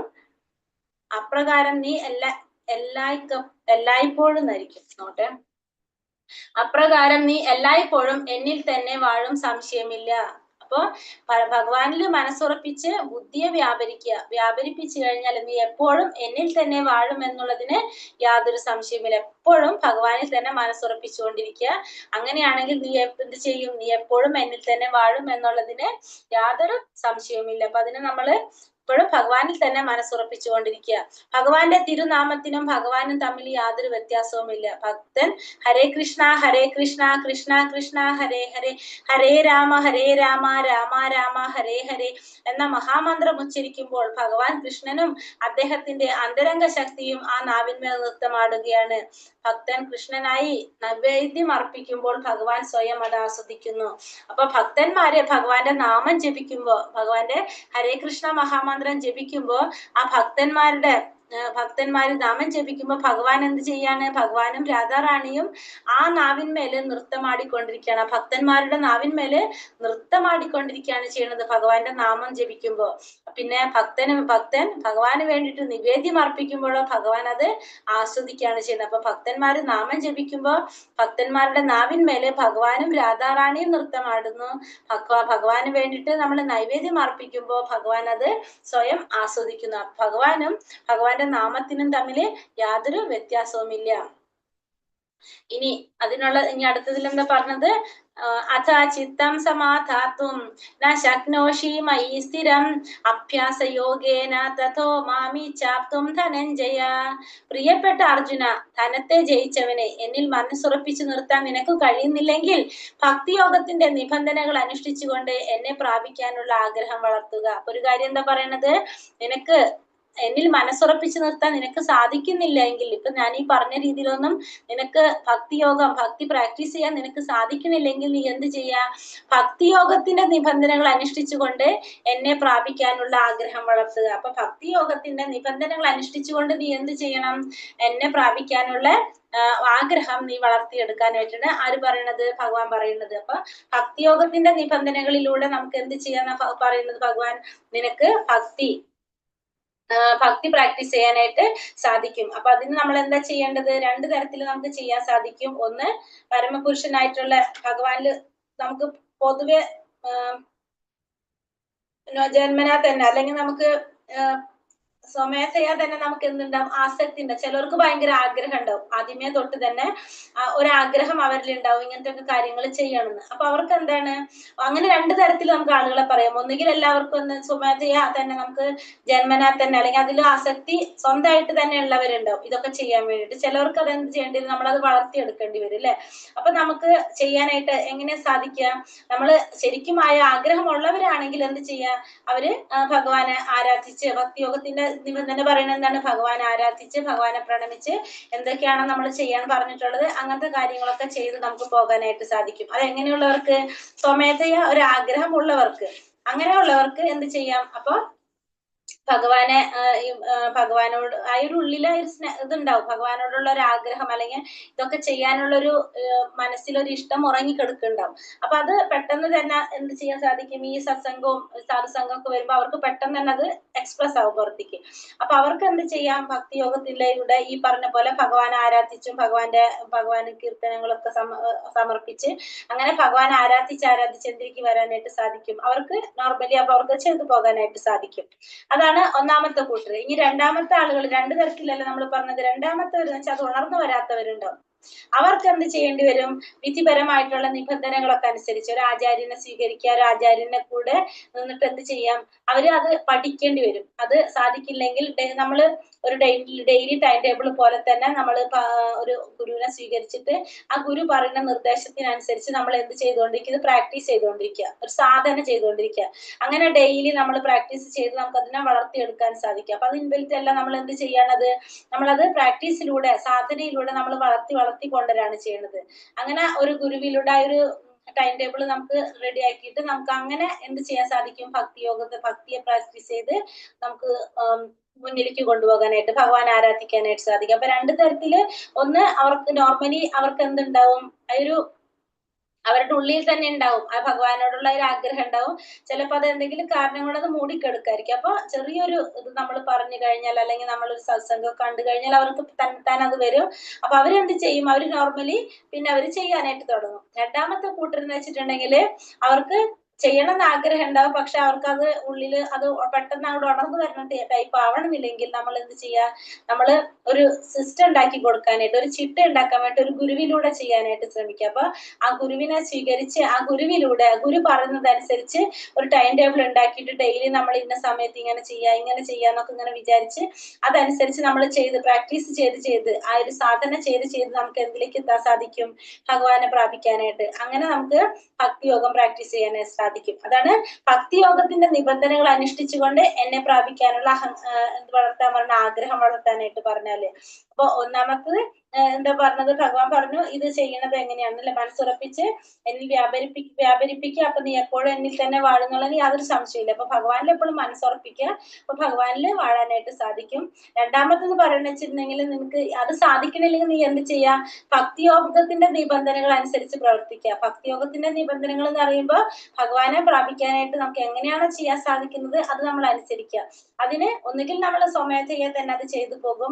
രണ്ടാമത്തെ കൂട്ടെന്ന് വെച്ചിട്ടുണ്ടെങ്കിൽ നമ്മൾ എന്താ ചെയ്യണത്, ഒരു ഗുരുവിനെ സ്വീകരിച്ച് ആ ഗുരു പറയുന്നതിലൂടെ നമ്മൾ എന്താണ് ആ പറയുന്ന രീതിയിൽ നമ്മൾ അനുസരിച്ച് കുറെ പ്രാക്ടീസ് ചെയ്ത് പതുക്കെ നമ്മൾ ആ സാധനയിലൂടെ നമുക്ക് ഭഗവാനെ പ്രാപിക്കാൻ സാധിക്കുന്നതാണ് പറഞ്ഞ അത് ഭക്തിയോഗത്തിൽ പറയുന്ന മെത്തേഡ് പറയുന്നത്. അപ്പൊ രണ്ടാമത്തെ കാര്യം പറഞ്ഞെന്താണ്, ഭക്തിയോഗത്തിന്റെ നിബന്ധനകൾ അനുഷ്ഠിച്ചുകൊണ്ട് ഭഗവാനെ പ്രാപിക്കാനുള്ള ആഗ്രഹം വളർത്താന്നുള്ളതാണ് രണ്ടാമത് ഭഗവാൻ പറഞ്ഞ പോയിന്റ് വരുന്നത്. അപ്പൊ ഫസ്റ്റ് ഭഗവാനെ തന്നെ മനസ്സുറപ്പിച്ച് ഭഗവാനെ എപ്പോഴും ബുദ്ധി വ്യാപരിപ്പിക്കുക, അങ്ങനെ ഭഗവാനെ പ്രാപിക്കാനായിട്ട് സാധിക്കും. രണ്ടാമത്തെ ഭക്തിയോഗത്തിന്റെ നിബന്ധനകൾ അനുഷ്ഠിച്ചുകൊണ്ട് ഭഗവാനെ പ്രാപിക്കാനുള്ള ആഗ്രഹം വളർത്തുക. ഈ മൂന്നാമത് എന്താ പറയണത്, അഭ്യസ്യ അപി സമർത്ഥോസി മത് കർമ്മ പരമോ ഭവ മദർത്ഥാപി കർമാണി കുർവൻ സിദ്ധിമ വാപ്സ്യസി. ഭക്തിയോഗത്തിന്റെ ഇനി അത് ചെയ്യാൻ സാധിക്കുന്നില്ലെങ്കിൽ അടുത്തത് പറഞ്ഞെടുക്കാണ് ഭഗവാൻ അർജുനനോട്. ഭക്തിയോഗത്തിന് വേണ്ടുന്ന നിബന്ധനകൾ അനുഷ്ഠിക്കാൻ നിനക്ക് കഴിവില്ലെങ്കിൽ എനിക്ക് വേണ്ടി പ്രവർത്തിക്കാൻ ശ്രമിക്കൂ, എനിക്കായി പ്രവർത്തിക്കുന്നത് കൊണ്ട് തന്നെ നീ പരിപൂർണതയിലെത്തും. ഇത് ഭഗവാനാണ് പറയുന്നത്. അതൊക്കെ ഭഗവാൻ എന്താ പറയണത്, ഇനി അത് നിനക്ക് ചെയ്യാൻ സാധിക്കില്ലെങ്കിൽ, ഭക്തിയോഗത്തിന്റെ നിബന്ധനകൾ അനുഷ്ഠിച്ച് പ്രവർത്തിക്കാൻ നിനക്ക് കഴിവില്ലെങ്കിൽ നീ എന്ത് ചെയ്യാ, എനിക്ക് വേണ്ടി പ്രവർത്തിക്കാൻ ശ്രമിക്കുക.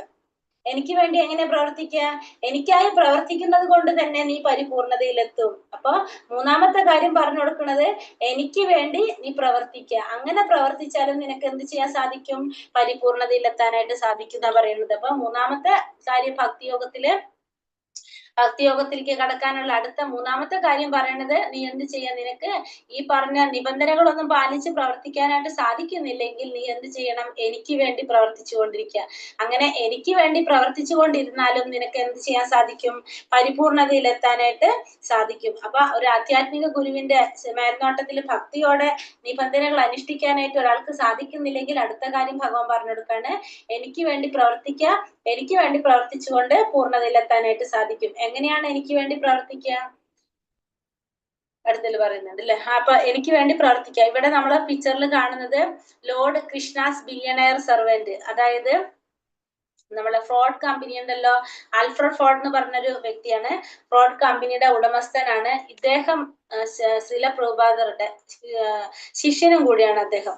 ഇദ്ദേഹമാണ് നമ്മളുടെ എന്താണ് അന്താരാഷ്ട്ര കൃഷ്ണാവബോധ സമിതി ഇസ്കോണിന്റെ എന്താണ് ആസ്ഥാനം എവിടെയാണുള്ളത്, മായാപ്പൂരിലാണുള്ളത്.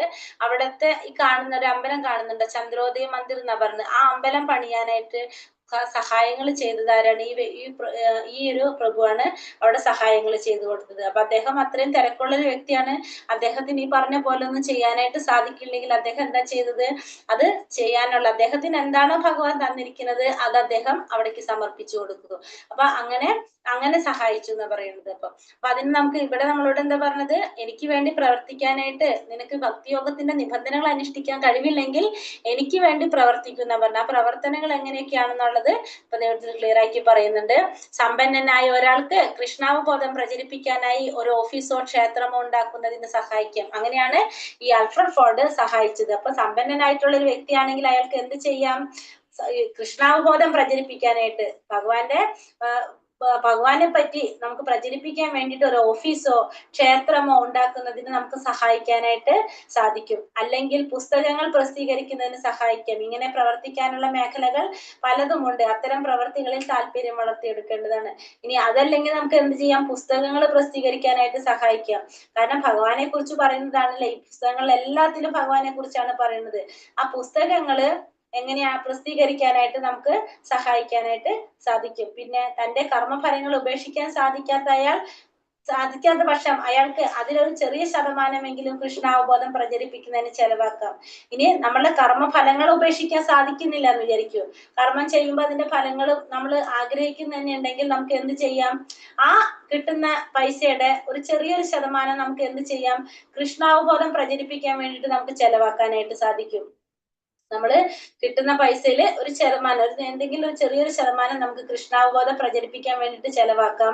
കൃഷ്ണാവബോധത്തിന് വേണ്ടിയുള്ള ഈ സോമനശാലയുള്ള സേവനം ഈശ്വര പ്രേമത്തിന്റെ സമുന്നതിയിലെത്താനും പരിപൂർണത നേടാനും സഹായകമാകും. അപ്പൊ ഇങ്ങനെ കൃഷ്ണാവബോധത്തെ കൊണ്ട് ചെയ്യുന്ന സോമനശാല ചെയ്യുന്ന ഈ സേവനം, നമ്മളത് സോമനശാല ആയിരിക്കണം നമ്മളത് ചെയ്യേണ്ടത്, അല്ലാണ്ട് യാതൊരു നിർബന്ധവും ഉണ്ടാവില്ല.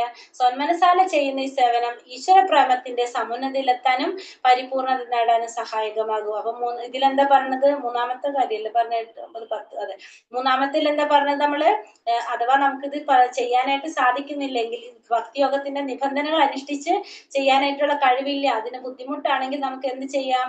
എനിക്ക് വേണ്ടി പ്രവർത്തിക്കുന്ന പറയുന്നത്, ഭഗവാന് വേണ്ടി പ്രവർത്തിച്ചുകൊണ്ട് നമുക്ക് എന്ത് ചെയ്യാം?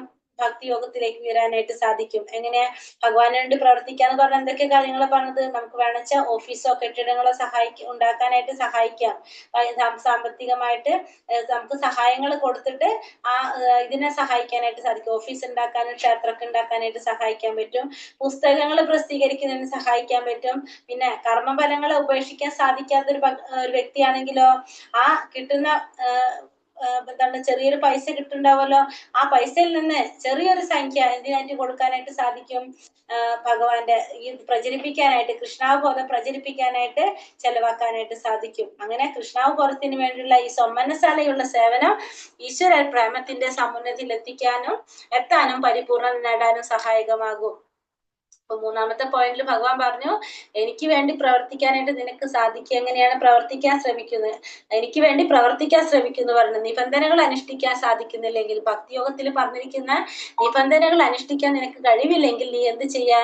എനിക്ക് വേണ്ടിയിട്ട് പ്രവർത്തിക്കാനായിട്ട് ശ്രമിക്കുമെന്ന് പറഞ്ഞു. അങ്ങനെ 3 പോയിന്റ് പറഞ്ഞു. അടുത്തതിൽ എന്താ പറഞ്ഞത്? ശക്തോസി കർത്തും മത്യോഗമാശ്രിതാഃ സർവകർമ്മ ഫലത്യാഗം തഥാ കുരു യദാത്മവാൻ. നീ എന്നെ കുറിച്ചുള്ള ഈ ബോധത്തോടു കൂടി പ്രവർത്തിക്കുവാൻ നിനക്ക് കഴിയില്ലെങ്കിൽ, ഇതും നിനക്ക് പറ്റണില്ലെങ്കിൽ അടുത്തെന്താ പറഞ്ഞത്? സർവകർമ്മങ്ങളെയും ത്യജിച്ച് ആത്മസ്ഥിതനായി തീരാൻ ശ്രമിക്കുക. ഇനി ഈ പറഞ്ഞ കാര്യം നിനക്ക് ചെയ്യാൻ പറ്റണില്ല എന്ന് വിചാരിക്കൂ. ഇപ്പൊ എന്താണ് ഭക്തിയോഗത്തിന്റെ നിബന്ധനകൾ അനുഷ്ഠിക്കാൻ പറ്റണില്ലെങ്കിൽ അടുത്ത പറഞ്ഞു, നീ എനിക്ക് വേണ്ടി പ്രവർത്തിക്കാൻ പറഞ്ഞു. ഇനി എനിക്ക് വേണ്ടി പ്രവർത്തിക്കാനും നിനക്ക് സാധിക്കുന്നില്ലെങ്കിൽ നീ എന്ത് ചെയ്യണം? സർവകർമ്മ ഫലങ്ങളെയും ത്യജിച്ച് ആത്മസ്ഥിതനായിട്ട് തീരാൻ ശ്രമിക്കുക. നീ എന്ത് ചെയ്യാ? നിന്റെ എല്ലാ കർമ്മഫലങ്ങളെയും ത്യജിച്ചിട്ട് നീ എന്ത് ചെയ്യാ? ആത്മസ്ഥിതനായിട്ട് തീരാനായിട്ട് ശ്രമിക്കുക. അപ്പൊ എല്ലാ കർമ്മഫലങ്ങളെയും ത്യജിച്ചുകൊണ്ട് ആത്മസ്ഥിതനായിട്ട് തീരാനായിട്ട് നീ ശ്രമിക്കുക. അതായത് അതെങ്ങനെ ചെയ്യാ? കർമ്മഫലങ്ങളൊക്കെ ത്യജിച്ച് ആത്മസ്ഥിതനായിട്ട് തീരാനായിട്ട് ശ്രമിക്കുക എന്ന് പറഞ്ഞാൽ നമ്മൾ എന്ത് ചെയ്യാ? ദാനം ചെയ്യാനായിട്ട് നമുക്ക് ചെയ്യാം. പലതരത്തിൽ നമുക്ക് ചെയ്യാം. ഇപ്പൊ നമ്മള് കൃഷ്ണാവബോധത്തിൽ വരുമ്പോ ചിലപ്പോ നമ്മളെ വീട്ടില് ബന്ധുക്കൾക്കൊന്നും ഇഷ്ടാവണമെന്നില്ല. ഇപ്പൊ നമ്മളെ വീട്ടിലുള്ളവർ ഇപ്പൊ മാതാജി ഇന്നലെ പറയുണ്ടായിരുന്നില്ല, നമ്മള് ഇത് ഇപ്പൊ ചെയ്യുമ്പോ അവർക്ക് ചിലപ്പോ ഇതൊന്നും ആഗ്രഹം ഉണ്ടാവില്ല, ഇതെന്തിനാ ഇതൊക്കെ ചെയ്യണം എന്നൊക്കെ ചിന്തിക്കാം. അങ്ങനെ വീട്ടില് പലതരത്തിലൊക്കെ ബുദ്ധിമുട്ടുകളും നമുക്ക് പ്രശ്നങ്ങളൊക്കെ ഉണ്ടാവും അല്ലെ. അപ്പൊ അത് അങ്ങനെയൊക്കെ ഉള്ളവർക്ക് എന്താണ്, കൃഷ്ണാവബോധത്തിൽ താല്പര്യമില്ലാത്തവര്, അങ്ങനെയൊക്കെ ഉള്ളവരാണ് നമ്മളെ വീട്ടിലുള്ളതെന്ന് വെച്ചാൽ നമുക്ക് ഇപ്പൊ ഈ രീതിയിൽ നമുക്ക് ചെയ്യാൻ, അതിപ്പോ കഴിഞ്ഞ ശ്ലോകത്തിൽ നമ്മൾ എടുത്ത് പറഞ്ഞു, അങ്ങനെയുള്ളവർക്ക് അങ്ങനെയുള്ള രീതിയിൽ പ്രവർത്തിക്കാൻ പറഞ്ഞു. അതും നമുക്ക് ചെയ്യാൻ സാധിക്കുന്നില്ലെങ്കിൽ നമുക്ക് എന്ത് ചെയ്യാം? സാമൂഹ്യമായിട്ടുള്ള പ്രവർത്തികൾക്ക്, അതായത് നമ്മൾ ആശുപത്രിക്ക് അല്ലെങ്കിൽ സാമൂഹ്യമായിട്ടുള്ള സ്ഥാപനങ്ങൾ, അങ്ങനത്തെ ചെയ്യുന്ന സ്ഥാപനങ്ങൾക്ക് നമുക്ക് എന്ത് ചെയ്യാം? ദാനം ചെയ്യാനായിട്ട് സാധിക്കും. നമ്മൾ ത്യജിച്ച് ചെയ്യാന്ന് പറയുമ്പോൾ നമുക്ക് ദാനം ചെയ്യാനായിട്ട് സാധിക്കാം. ഇതും നമ്മൾ എന്താണ്, ഇതും നമ്മൾ പറഞ്ഞ ഒരു പരിത്യാഗമാണ് നമ്മൾ പറയുന്നത്. അപ്പൊ അങ്ങനത്തെ കാര്യങ്ങൾ നമുക്ക് ചെയ്യാൻ സാധിക്കണില്ലെങ്കിൽ നമുക്ക് നല്ല കാര്യത്തിന് വേണ്ടിയിട്ട് നമ്മളെ കർമ്മഫലങ്ങൾ നമുക്ക് ഉപയോഗിക്കാനായിട്ട് സാധിക്കും. അതെങ്ങനെയാണ്? ഒന്ന് ആശുപത്രിക്ക് കൊടുക്കാം, പിന്നെ സാമൂഹ്യ സ്ഥാപനത്തിനൊക്കെ നമുക്ക് എന്ത് ചെയ്യാം, ദാനം ചെയ്യാനായിട്ട് സാധിക്കും. അതും കർമ്മഫല ത്യാഗം തന്നെയാണ്. അങ്ങനെ സ്വന്തം കർമ്മഫലങ്ങളെ ത്യജിച്ച് ശീലിക്കുന്നവർക്ക് ക്രമേണ അങ്ങനെ ചെയ്യുന്നതിന്റെ ഗുണം എന്താണ് പറയുന്നത്? അങ്ങനെ ചെയ്യുമ്പോ അവര് ആ കർമ്മഫലങ്ങൾ അവരെന്താ ചെയ്യണത്? അങ്ങനെ സ്വന്തം കർമ്മഫലങ്ങളെ ത്യജിച്ച് ശീലിച്ചു കഴിഞ്ഞാൽ ക്രമേണ അവർക്ക് എന്തുണ്ടാവും? മനസ്സില് മനഃശുദ്ധി ഉണ്ടാകും. ആ നിലയിൽ അവർക്ക് കൃഷ്ണാവബോധത്തെ ഉൾക്കൊള്ളാനായിട്ട് പതുക്കെ പതുക്കെ സാധിക്കും എന്നാ പറയുന്നത്. അപ്പൊ സാമൂഹികമായിട്ടുള്ള സേവനങ്ങള്, ഇപ്പൊ സാമുദായികമായിട്ടുള്ള സേവനങ്ങള്, രാജ്യത്തിന്റെ സേവനങ്ങള്, ഇങ്ങനെ പല രീതിയിൽ നമുക്ക് ചെയ്യാനായിട്ട് സാധിക്കും. അങ്ങനെ ചെയ്തു വരുമ്പോ നമുക്ക് എന്താണ്, നമ്മളുടെ മനസ്സിൽ എന്ത് സംഭവിക്കുകയാണ് ചെയ്യുന്നത്? മനഃശുദ്ധി ഉണ്ടാവും. പതുക്കെ പതുക്കെ നമുക്ക് മനഃശുദ്ധി ഉണ്ടാവും. അങ്ങനെ നമുക്ക് ഇതിലേക്ക് കടക്കാൻ സാധിക്കും. കൃഷ്ണാവബോധത്തിലേക്ക് കടക്കാനായിട്ടും നമുക്ക് ഭക്തി യോഗത്തിലേക്ക്, നമുക്ക് ഭക്തിയുടെ സേവനം ചെയ്യാനായിട്ട് നമുക്ക് സാധിക്കും. പതുക്കെ പതുക്കെ നമുക്ക് മാറ്റം വരും. അപ്പൊ അവിടെ അപ്പൊ ഇത് നമുക്ക് സാധിച്ചില്ലെങ്കിൽ അടുത്ത കാര്യം പറഞ്ഞതാണ്, നമ്മൾ എങ്ങനെ നമ്മള് സാമൂഹ്യപരമായിട്ട്, അതായത് ആശുപത്രികള്, അതല്ലെങ്കിൽ കുറെ അങ്ങനത്തെ ചെയ്യുന്ന സ്ഥാപനങ്ങൾ ഉണ്ടാവുമല്ലോ, അങ്ങനെയുള്ളവർ ഇവിടക്ക് നമുക്ക് ദാനം കൊടുക്കാം. നമ്മൾ അതിന് ഫലം ആഗ്രഹിക്കാതെ നമ്മൾ ദാനം കൊടുക്കാം. അങ്ങനെ ചെയ്ത് കഴിഞ്ഞുകൊണ്ട് നമുക്ക് എന്ത് ചെയ്യും? മനഃശുദ്ധി ഉണ്ടാക്കാൻ സാധിക്കും. അതിലൂടെ നമുക്ക് പതുക്കെ പതുക്കെ കൃഷ്ണാവബോധം ഉൾക്കൊള്ളാനായിട്ട് നമുക്ക് സാധിക്കും. അപ്പൊ അടുത്ത കാര്യം പറഞ്ഞെന്താണ്? നമുക്ക് ഇങ്ങനെ ഭഗവാനെ പ്രാപിക്കാനായിട്ട് നമുക്ക് ഒരു കാര്യം കൂടി പറഞ്ഞു. സാമൂഹ്യമായിട്ടുള്ള സ്ഥാപനങ്ങൾക്ക് നമ്മൾ എന്ത് ചെയ്യാ? ദാനത്തിലൂടെ നമുക്ക് എന്ത് ചെയ്യാം? മനഃശുദ്ധി ഉണ്ടാകും. അങ്ങനെ നമുക്ക് ഭഗവാനെ കൃഷ്ണാവബോധം ഉൾക്കൊള്ളാനായിട്ട് നമുക്ക് സാധിക്കും. അപ്പൊ അതിനെ കുറിച്ചുള്ള ഈ ബോധത്തോടെ പ്രവർത്തിക്കാൻ നിനക്ക് കഴിയുന്നില്ലെങ്കിൽ നീ എന്ത് ചെയ്യാ? സർവ കർമ്മഫലങ്ങളെയും ത്യജിച്ച് ആത്മസ്ഥിതനായിട്ട് തീരാൻ ശ്രമിക്കുക. അപ്പൊ ഇങ്ങനെ ആവുമ്പോ നമ്മൾ എന്താണ്, നമ്മുടെ കർമ്മഫലങ്ങളൊക്കെ ത്യജിക്കുകയാണല്ലേ. നമ്മൾ എന്ത് ചെയ്യാണ് അവിടെ? നമ്മള് ദാനം കൊടുക്കുകയാണ് ചെയ്യുന്നത്. നമ്മുടെ കർമ്മഫലങ്ങളൊന്നും നമ്മൾ ആഗ്രഹിക്കുന്നില്ല, നമ്മൾ തിരിച്ചത് ദാനമായിട്ട് മറ്റുള്ളവർക്ക് ദാനം കൊടുക്കുകയാണ് ചെയ്യുന്നത്. അപ്പൊ അങ്ങനെ ചെയ്തുകൊണ്ട് നമുക്ക് എന്ത് ചെയ്യാം? പരമലക്ഷ്യമായിട്ടുള്ള ഭഗവാനെ പ്രാപിക്കാനായിട്ട് സാധിക്കും. അങ്ങനെ ത്യാഗത്തിന്റെ ഫലമായിട്ട് അയാൾക്ക് അറിവ് ക്രമേണ വർദ്ധിച്ചുകൊണ്ടേയിരിക്കും. ഇനി അതും സാധിക്കുന്നില്ലെങ്കിൽ അടുത്തത് എന്താ പറയുന്നത്? ഇനി ഈ പറഞ്ഞ കാര്യം നിനക്ക് പറ്റണില്ലെങ്കിൽ നീ എന്ത് ചെയ്യാ? ജ്ഞേയോ ഹി ജ്ഞാനമഭ്യാസ്യ ജ്ഞാനാധ്യാനം വിശിഷ്യതേ ധ്യാനാത് കർമ്മ ഫലത്യാഗ ചാന്തിരനന്തരം. ഇവിടെ എന്താ പറഞ്ഞത്? ഇനി ഇതും നിനക്ക് പറ്റണില്ല, നീ എന്ത് ചെയ്യാ? ഇതും നിനക്ക് പരിശീലിക്കാൻ സാധ്യമല്ലെങ്കിൽ ജ്ഞാനാർജനത്തിന് ശ്രമിക്കുക. ജ്ഞാനത്തെക്കാൾ ശ്രേഷ്ഠമാണ് ധ്യാനം, ധ്യാനത്തെക്കാൾ വിശിഷ്ടമാണ് കർമ്മഫലങ്ങളെ ത്യജിക്കൽ. എന്തെന്നാൽ ത്യാഗത്താൽ മനഃശാന്തി ലഭിക്കും. അപ്പൊ ഈ പറഞ്ഞ കാര്യം ഇപ്പൊ എന്താ പറഞ്ഞത്? സാമൂഹ്യമായിട്ടുള്ള സ്ഥാപനങ്ങൾക്കൊക്കെ ദാനം കൊടുക്കാനായിട്ടൊക്കെ പറഞ്ഞു അല്ലെ. അങ്ങനെ കർമ്മഫലത്തെ നമുക്ക്, നമ്മൾ ചെയ്യുന്ന കർമ്മത്തിന്റെ ഫലത്തെ നമുക്ക് ത്യജിക്കാന്ന് പറഞ്ഞു. അതും ചെയ്യാൻ സാധിച്ചില്ലെങ്കിൽ നീ എന്ത് ചെയ്യാ? അടുത്തത് എന്താ പറയണത്? ജ്ഞാനാർജനത്തിന് ശ്രമിക്കാനാ പറയുന്നത്. ജ്ഞാനം നേടാനായിട്ട് നീ ശ്രമിക്കുക. അങ്ങനെ ജ്ഞാനം നേടിക്കഴിഞ്ഞാൽ എന്താണ്? ജ്ഞാനത്തെക്കാൾ ശ്രേഷ്ഠമാണ് ധ്യാനം, ധ്യാനത്തെക്കാൾ വിശിഷ്ടം അത്രേ കർമ്മഫലങ്ങളെ ത്യജിക്കാൻ. എന്തെന്നാൽ ത്യാഗത്താൽ മനഃശാന്തി ലഭിക്കും. അപ്പൊ ഈ പറഞ്ഞതുപോലെ ഭക്തിയുടെ സേവനം ചെയ്യാനായിട്ട് നിനക്ക് ഇപ്പൊ കഴിഞ്ഞ സ്റ്റെപ്പില് എന്ത് പറഞ്ഞു? നമ്മള് ത്യജിക്കാൻ പറഞ്ഞു അല്ലെ. അങ്ങനെ ചെയ്യാൻ നിനക്ക് സാധിക്കുന്നില്ലെങ്കിൽ നീ എന്ത് ചെയ്യണം? നീ ജ്ഞാനം നേടാനായിട്ട് ശ്രമിക്കുക. അപ്പൊ ആ ജ്ഞാനം നേടിക്കഴിഞ്ഞാൽ എന്തായിട്ട് മാറാണ്? ആ ജ്ഞാനം നേടുന്നത് കൂടി തന്റെ മൂലസ്വരൂപം എന്താണെന്നും തന്റെ ലക്ഷ്യം എന്താണെന്നുള്ള ബോധം ആർക്ക് കിട്ടാണ്? ഈ ഒരു വ്യക്തിക്ക് കിട്ടാണ്. ജ്ഞാനം നേടുന്ന വ്യക്തിക്ക് അത് മനസ്സിലാകണം. അപ്പൊ അദ്ദേഹം ഓട്ടോമാറ്റിക്കലി എന്ത് ചെയ്യും? പരമപുരുഷനായ പുരുഷന് സമ്പൂർണ്ണ പ്രേമത്തോടെ സേവനം ചെയ്യാനായിട്ട് ശ്രമിക്കും. അങ്ങനെ വരുമ്പോ എന്താണ്? ആ ഒരു ജ്ഞാനം നേടുമ്പോഴാണ് അത് സാധിക്കുന്നത്. അപ്പൊ ഈ ജ്ഞാനത്തെക്കാൾ വിശിഷ്ടമാണ് എന്തെന്ന് പറഞ്ഞു? ധ്യാനം എന്ന് പറയുന്നത്. പിന്നെ ധ്യാനത്തെക്കാൾ വിശിഷ്ടമാണ് കർമ്മഫലങ്ങളെ ത്യജിക്കൽ. എന്തെന്നാൽ ത്യാഗത്താൽ മനഃശാന്തി ലഭിക്കും. അപ്പൊ ആ ഒരു ജ്ഞാനം നേടി വരുമ്പോ നമ്മൾ ധ്യാനത്തിലേക്ക് കടക്കും. ധ്യാനത്തിൽ വരുമ്പോ നമുക്ക് മനസ്സിലാവും അതിനേക്കാൾ വിശിഷ്ടം എന്താണ്? കർമ്മത്തിന്റെ ഫലങ്ങളെ ത്യജിക്കുക എന്നുള്ളതാണെന്ന്.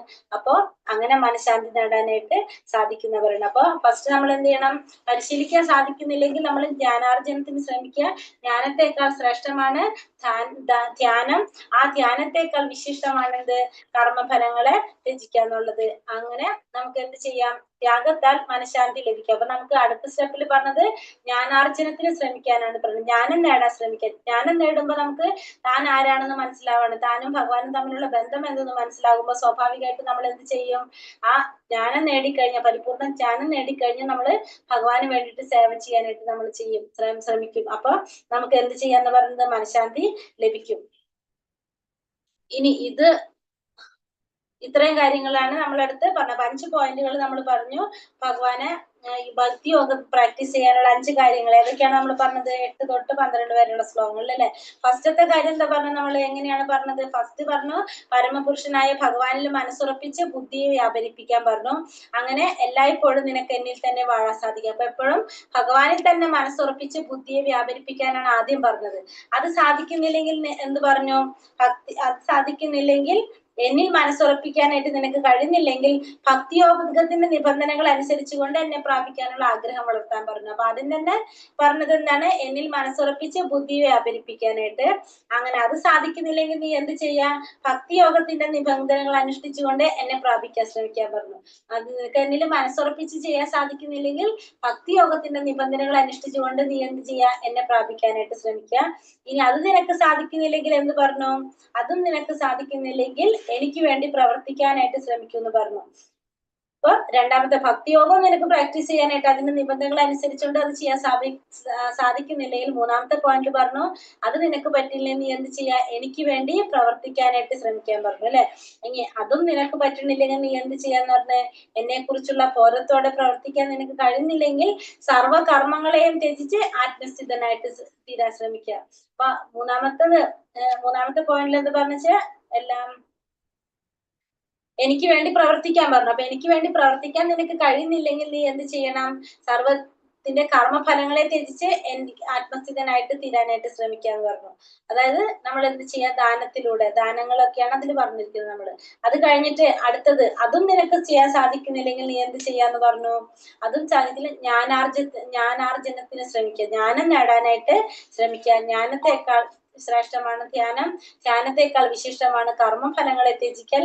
എന്തെന്നാൽ ത്യാഗത്താൽ മനഃശാന്തി ലഭിക്കും. അപ്പൊ ഈ ലാസ്റ്റ് എന്ന് പറഞ്ഞത് ജ്ഞാനാർജനത്തിന് ശ്രമിക്കാനായിട്ട് ഭഗവാൻ പറഞ്ഞു. അങ്ങനെ നമുക്ക് എന്ത് ചെയ്യാൻ സാധിക്കും? ഭക്തി പ്രാക്ടീസ് ചെയ്യാനായിട്ട് നമുക്ക് സാധിക്കും. അപ്പൊ ഓരോരോ കാര്യങ്ങളായിട്ട് നമുക്ക് പറഞ്ഞുതരാണ്. അപ്പൊ ഇത് സാധിക്കുന്നില്ലെങ്കിൽ ഇത് ചെയ്യാ, ഇത് ചെയ്യാൻ പറ്റില്ലെങ്കിൽ ഇത് ചെയ്യാം. അങ്ങനെ കുറെ കാര്യങ്ങൾ ഇപ്പൊ നമുക്ക് പറഞ്ഞു തന്നു. ഇതിൽ ഏത് വേണമെങ്കിലും ചെയ്തിട്ട് നമുക്ക് എന്ത് ചെയ്യാൻ സാധിക്കും? ഭക്തിയിൽ ഉയരാനായിട്ട് സാധിക്കും. ഇനി അടുത്ത ശ്ലോകത്തിൽ എന്താ പറയുന്നത്? അത്വേഷ്ട സർവഭൂതാന മൈത്ര കരുണ ഏവച നിർമ്മമോ നിരഹങ്കാര സമ ദുഃഖ സുഖാക്ഷമി സന്തുഷ്ട സതതം യോഗി യഥാത്മാ ദൃഢ നിശ്ചയ മയ്യർപ്പിത മനോ ബുദ്ധിർയോ മത് ഭക്താസമേ പ്രിയ.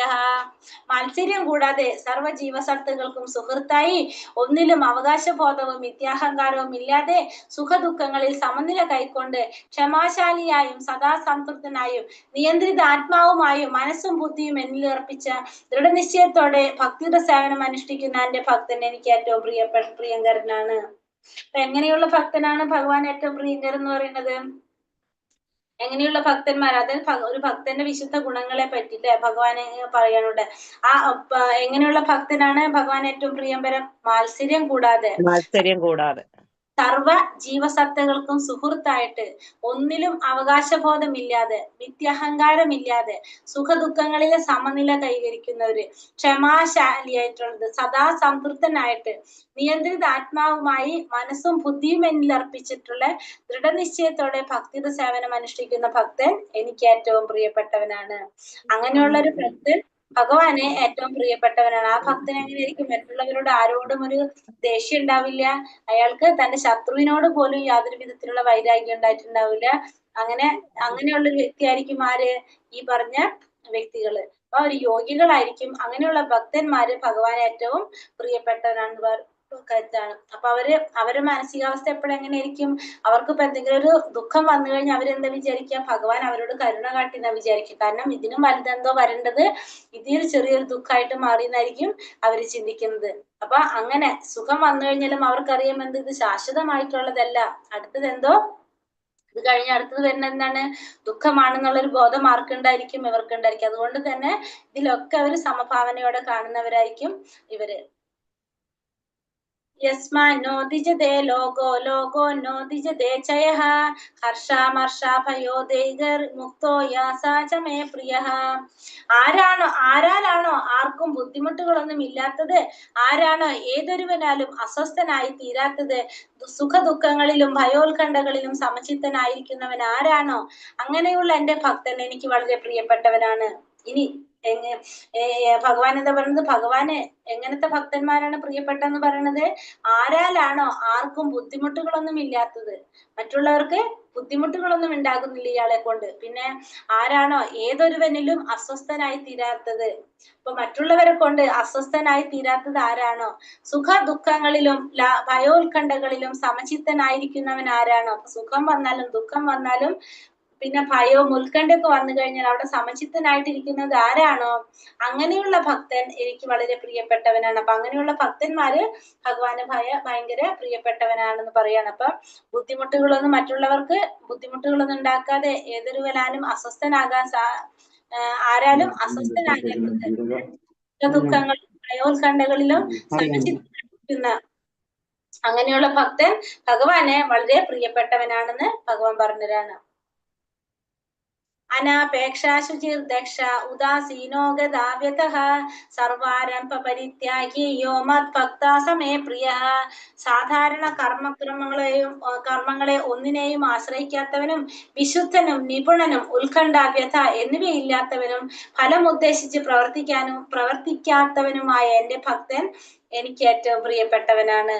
ഇനി എന്താ ഭഗവാൻ പറയുന്നത്? സാധാരണ കർമ്മക്രമങ്ങളെ ഒന്നിനെയും ആശ്രയിക്കാത്തവൻ, വിശുദ്ധനും നിപുണനും ഉത്കണ്ഠാവ്യത എന്നിവയില്ലാത്തവൻ, എന്തൊരു കാര്യത്തിലും എന്തില്ല എന്നിവ ആശ്രയിക്കാത്തവനും വിശുദ്ധനും നിപുണനും പിന്നെ ഉത്കണ്ഠ ഉണ്ടാവില്ല, വ്യഥ എന്നിവയില്ലാത്തവനും ഫലമുദ്ദേശിച്ച് പ്രവർത്തിക്കാത്തവനുമായ എന്റെ ഭക്തൻ എനിക്ക് ഏറ്റവും പ്രിയപ്പെട്ടവനാണ്. അപ്പൊ ഒരു ഭക്തന് ആരെങ്കിലും പണം കൊടുക്കുകയാണെങ്കിലും എന്താണ്, അതില് തെറ്റില്ല. പക്ഷെ പണത്തിന് വേണ്ടിയിട്ട് ആരും യത്നിക്കാൻ പാടില്ല. ഒരു ഭക്തൻ ഒരിക്കലും മറ്റുള്ളവരെ ചെയ്യാനായിട്ട് പാടുള്ളതല്ല. അപ്പൊ അങ്ങനെയുള്ള ഭക്തന്മാര് ഭഗവാന് പ്രിയപ്പെട്ടതല്ല. പക്ഷെ ഇപ്പൊ നമ്മള് ഇപ്പൊ ഈ ഭഗവത്ഗീത ഒക്കെ നമ്മൾ പഠിപ്പിക്കും. അപ്പൊ നമ്മൾ എന്താണ്, നമ്മൾ ഭക്തന്മാരാണെന്ന് പറഞ്ഞുകൊണ്ട് നമ്മളിപ്പോ ഭഗവത്ഗീത അല്ലെങ്കിൽ ഭാഗവതം പോലുള്ള ശാസ്ത്ര ഗ്രന്ഥങ്ങൾ നമ്മള് വിൽക്കാൻ പാടില്ല എന്ന് പറയുന്നത്. അതായത് നമ്മള് അത് പഠിപ്പിക്കാൻ വേണ്ടിയിട്ട് നമ്മൾ പൈസ മേടിക്കുക, അങ്ങനെ അതിന്റെ പേരിൽ നമ്മൾ പൈസയൊക്കെ ചെയ്യണത് എന്താണ്, അതൊന്നും ശരിയല്ല എന്നാ പറയുന്നത്. അപ്പൊ അതൊക്കെ തെറ്റായിട്ടുള്ള പ്രവൃത്തികളാണെന്നാ പറയുന്നത്. അപ്പൊ അങ്ങനെയുള്ള ഭക്തന്മാര് ഇതൊന്നും ചെയ്യാത്തത്, അവര് ഫലം ഉദ്ദേശിച്ച് പ്രവർത്തിക്കാത്തതുമായിട്ടുള്ള ഭക്തന്മാര്, സാധാരണ കർമ്മക്രമങ്ങളെ ഒന്നിനെയും ആശ്രയിക്കാത്തവനും വിശുദ്ധനും നിപുണനും ഉത്കണ്ഠ വ്യഥ എന്നിവയില്ലാത്തവനും ഫലം ഉദ്ദേശിച്ച് പ്രവർത്തിക്കാത്തവനുമായിട്ടുള്ള എന്റെ ഭക്തൻ എനിക്ക് ഏറ്റവും പ്രിയപ്പെട്ടത്. അപ്പൊ എന്തൊരു പ്രവൃത്തി ചെയ്യുമ്പോഴും എന്ത് ചെയ്യണം, ഭഗവാന് സമർപ്പിച്ചുകൊണ്ട് ചെയ്യുന്നതാണെന്ന് ചിന്തിക്കുക. അതിന് ഫലം നമ്മൾ ആഗ്രഹിക്കരുത്. അതായത് നമ്മളൊരു കാര്യം ചെയ്തു കഴിഞ്ഞാൽ നമ്മളെ മറ്റുള്ളവര് അത് പ്രൈസ് ചെയ്യണം, നമ്മളത് പുകഴ്ത്തി പറയണമെന്നോ അങ്ങനെയൊന്നും ചിന്തിക്കാതെ ചെയ്യുന്ന ഭക്തന്മാര് എനിക്ക് ഏറ്റവും പ്രിയപ്പെട്ടവരാണെന്നാണ് ഭഗവാൻ ഇവിടെ പറഞ്ഞു തരുന്നത്. അപ്പൊ ഭക്തിയുടെ സേവനത്തിന്റെ ഉദാഹരണം പറയുന്നുണ്ട്. ഒരു കെട്ടിടം പണിയാനായിട്ട് നമുക്ക് ഒട്ടേറെ സാധന സാമഗ്രികൾ വേണ്ടി വരും, കാര്യങ്ങൾ വേണം. അപ്പൊ ഒരു തന്റേതായ ഭക്തിയുടെ സേവനത്തിന് പുരോഗമിക്കുമെങ്കിൽ അത് അയാൾ ചെയ്യുന്നത് ശരിയാണെന്ന് പറയാം. അപ്പൊ ഒരു കെട്ടിടം പണിയാനായിട്ട് ഒരാൾ സഹായിക്കാണ്. അപ്പൊ ആ ഒരു വ്യക്തി അത് പണിയുന്നതുകൊണ്ട് അയാൾക്ക് ഭക്തിയിൽ ഉയരാനായിട്ട് സാധിക്കുന്നെങ്കിൽ ആ ചെയ്യുന്ന പ്രവൃത്തിയില് അയാൾക്ക് എന്തുണ്ട്, പ്രവൃത്തി അയാള് നല്ലതാണ് അത് ചെയ്യുന്നത്. അല്ലാതെ ഭക്തിയുടെ സേവനത്തിന് പുരോഗമിക്കുന്നതല്ല പ്രവൃത്തി. അങ്ങനെ ഇതൊക്കെ പറയുന്നത് ആരെ കുറിച്ചാണ്? ഭക്തന്മാരെ കുറിച്ചാണ് പറയുന്നത് കേട്ടോ. കൃഷ്ണന് വേണ്ടി ക്ഷേത്രം പണിയാനും അതേപോലെ തന്നെ അതിനു വേണ്ടിയിട്ട് എന്ത് ക്ലേശം സഹിക്കാനും ആർക്ക് മടി ഉണ്ടാവില്ല, ഭക്തന്മാർക്ക് മടി ഉണ്ടാവില്ല. നേരെ മറിച്ച് ഇപ്പൊ തന്റെ ബന്ധുക്കളോ സുഹൃത്തുക്കളോ ആരെങ്കിലും പറയുകയാണെങ്കിൽ അവർക്ക് പണിത് കൊടുത്ത് സഹായിക്കാൻ പറയുകയാണെങ്കിൽ അത് ഭക്തന്മാർ ചെയ്യണം എന്നില്ല. കാരണം വെച്ചിട്ടുണ്ടെങ്കിൽ എന്താണ്, അവർക്ക് ഭക്തിയിൽ മുന്നേറാൻ വേണ്ടിയിട്ട് ഇത് ചെയ്യാനായിട്ട് അവർക്ക് സാധിക്കുന്നുണ്ടാവും. കാരണം ഒരു ഭഗവാന് വേണ്ടിയിട്ട് ഒരു അമ്പലം പണിയാനോ അല്ലെങ്കിൽ എന്തെങ്കിലും കെട്ടിടങ്ങൾ പണിത് കൊടുക്കാനോ, അപ്പൊ അതിനെന്ത് ക്ലേശം സഹിക്കാൻ ആര് തയ്യാറായിരിക്കും?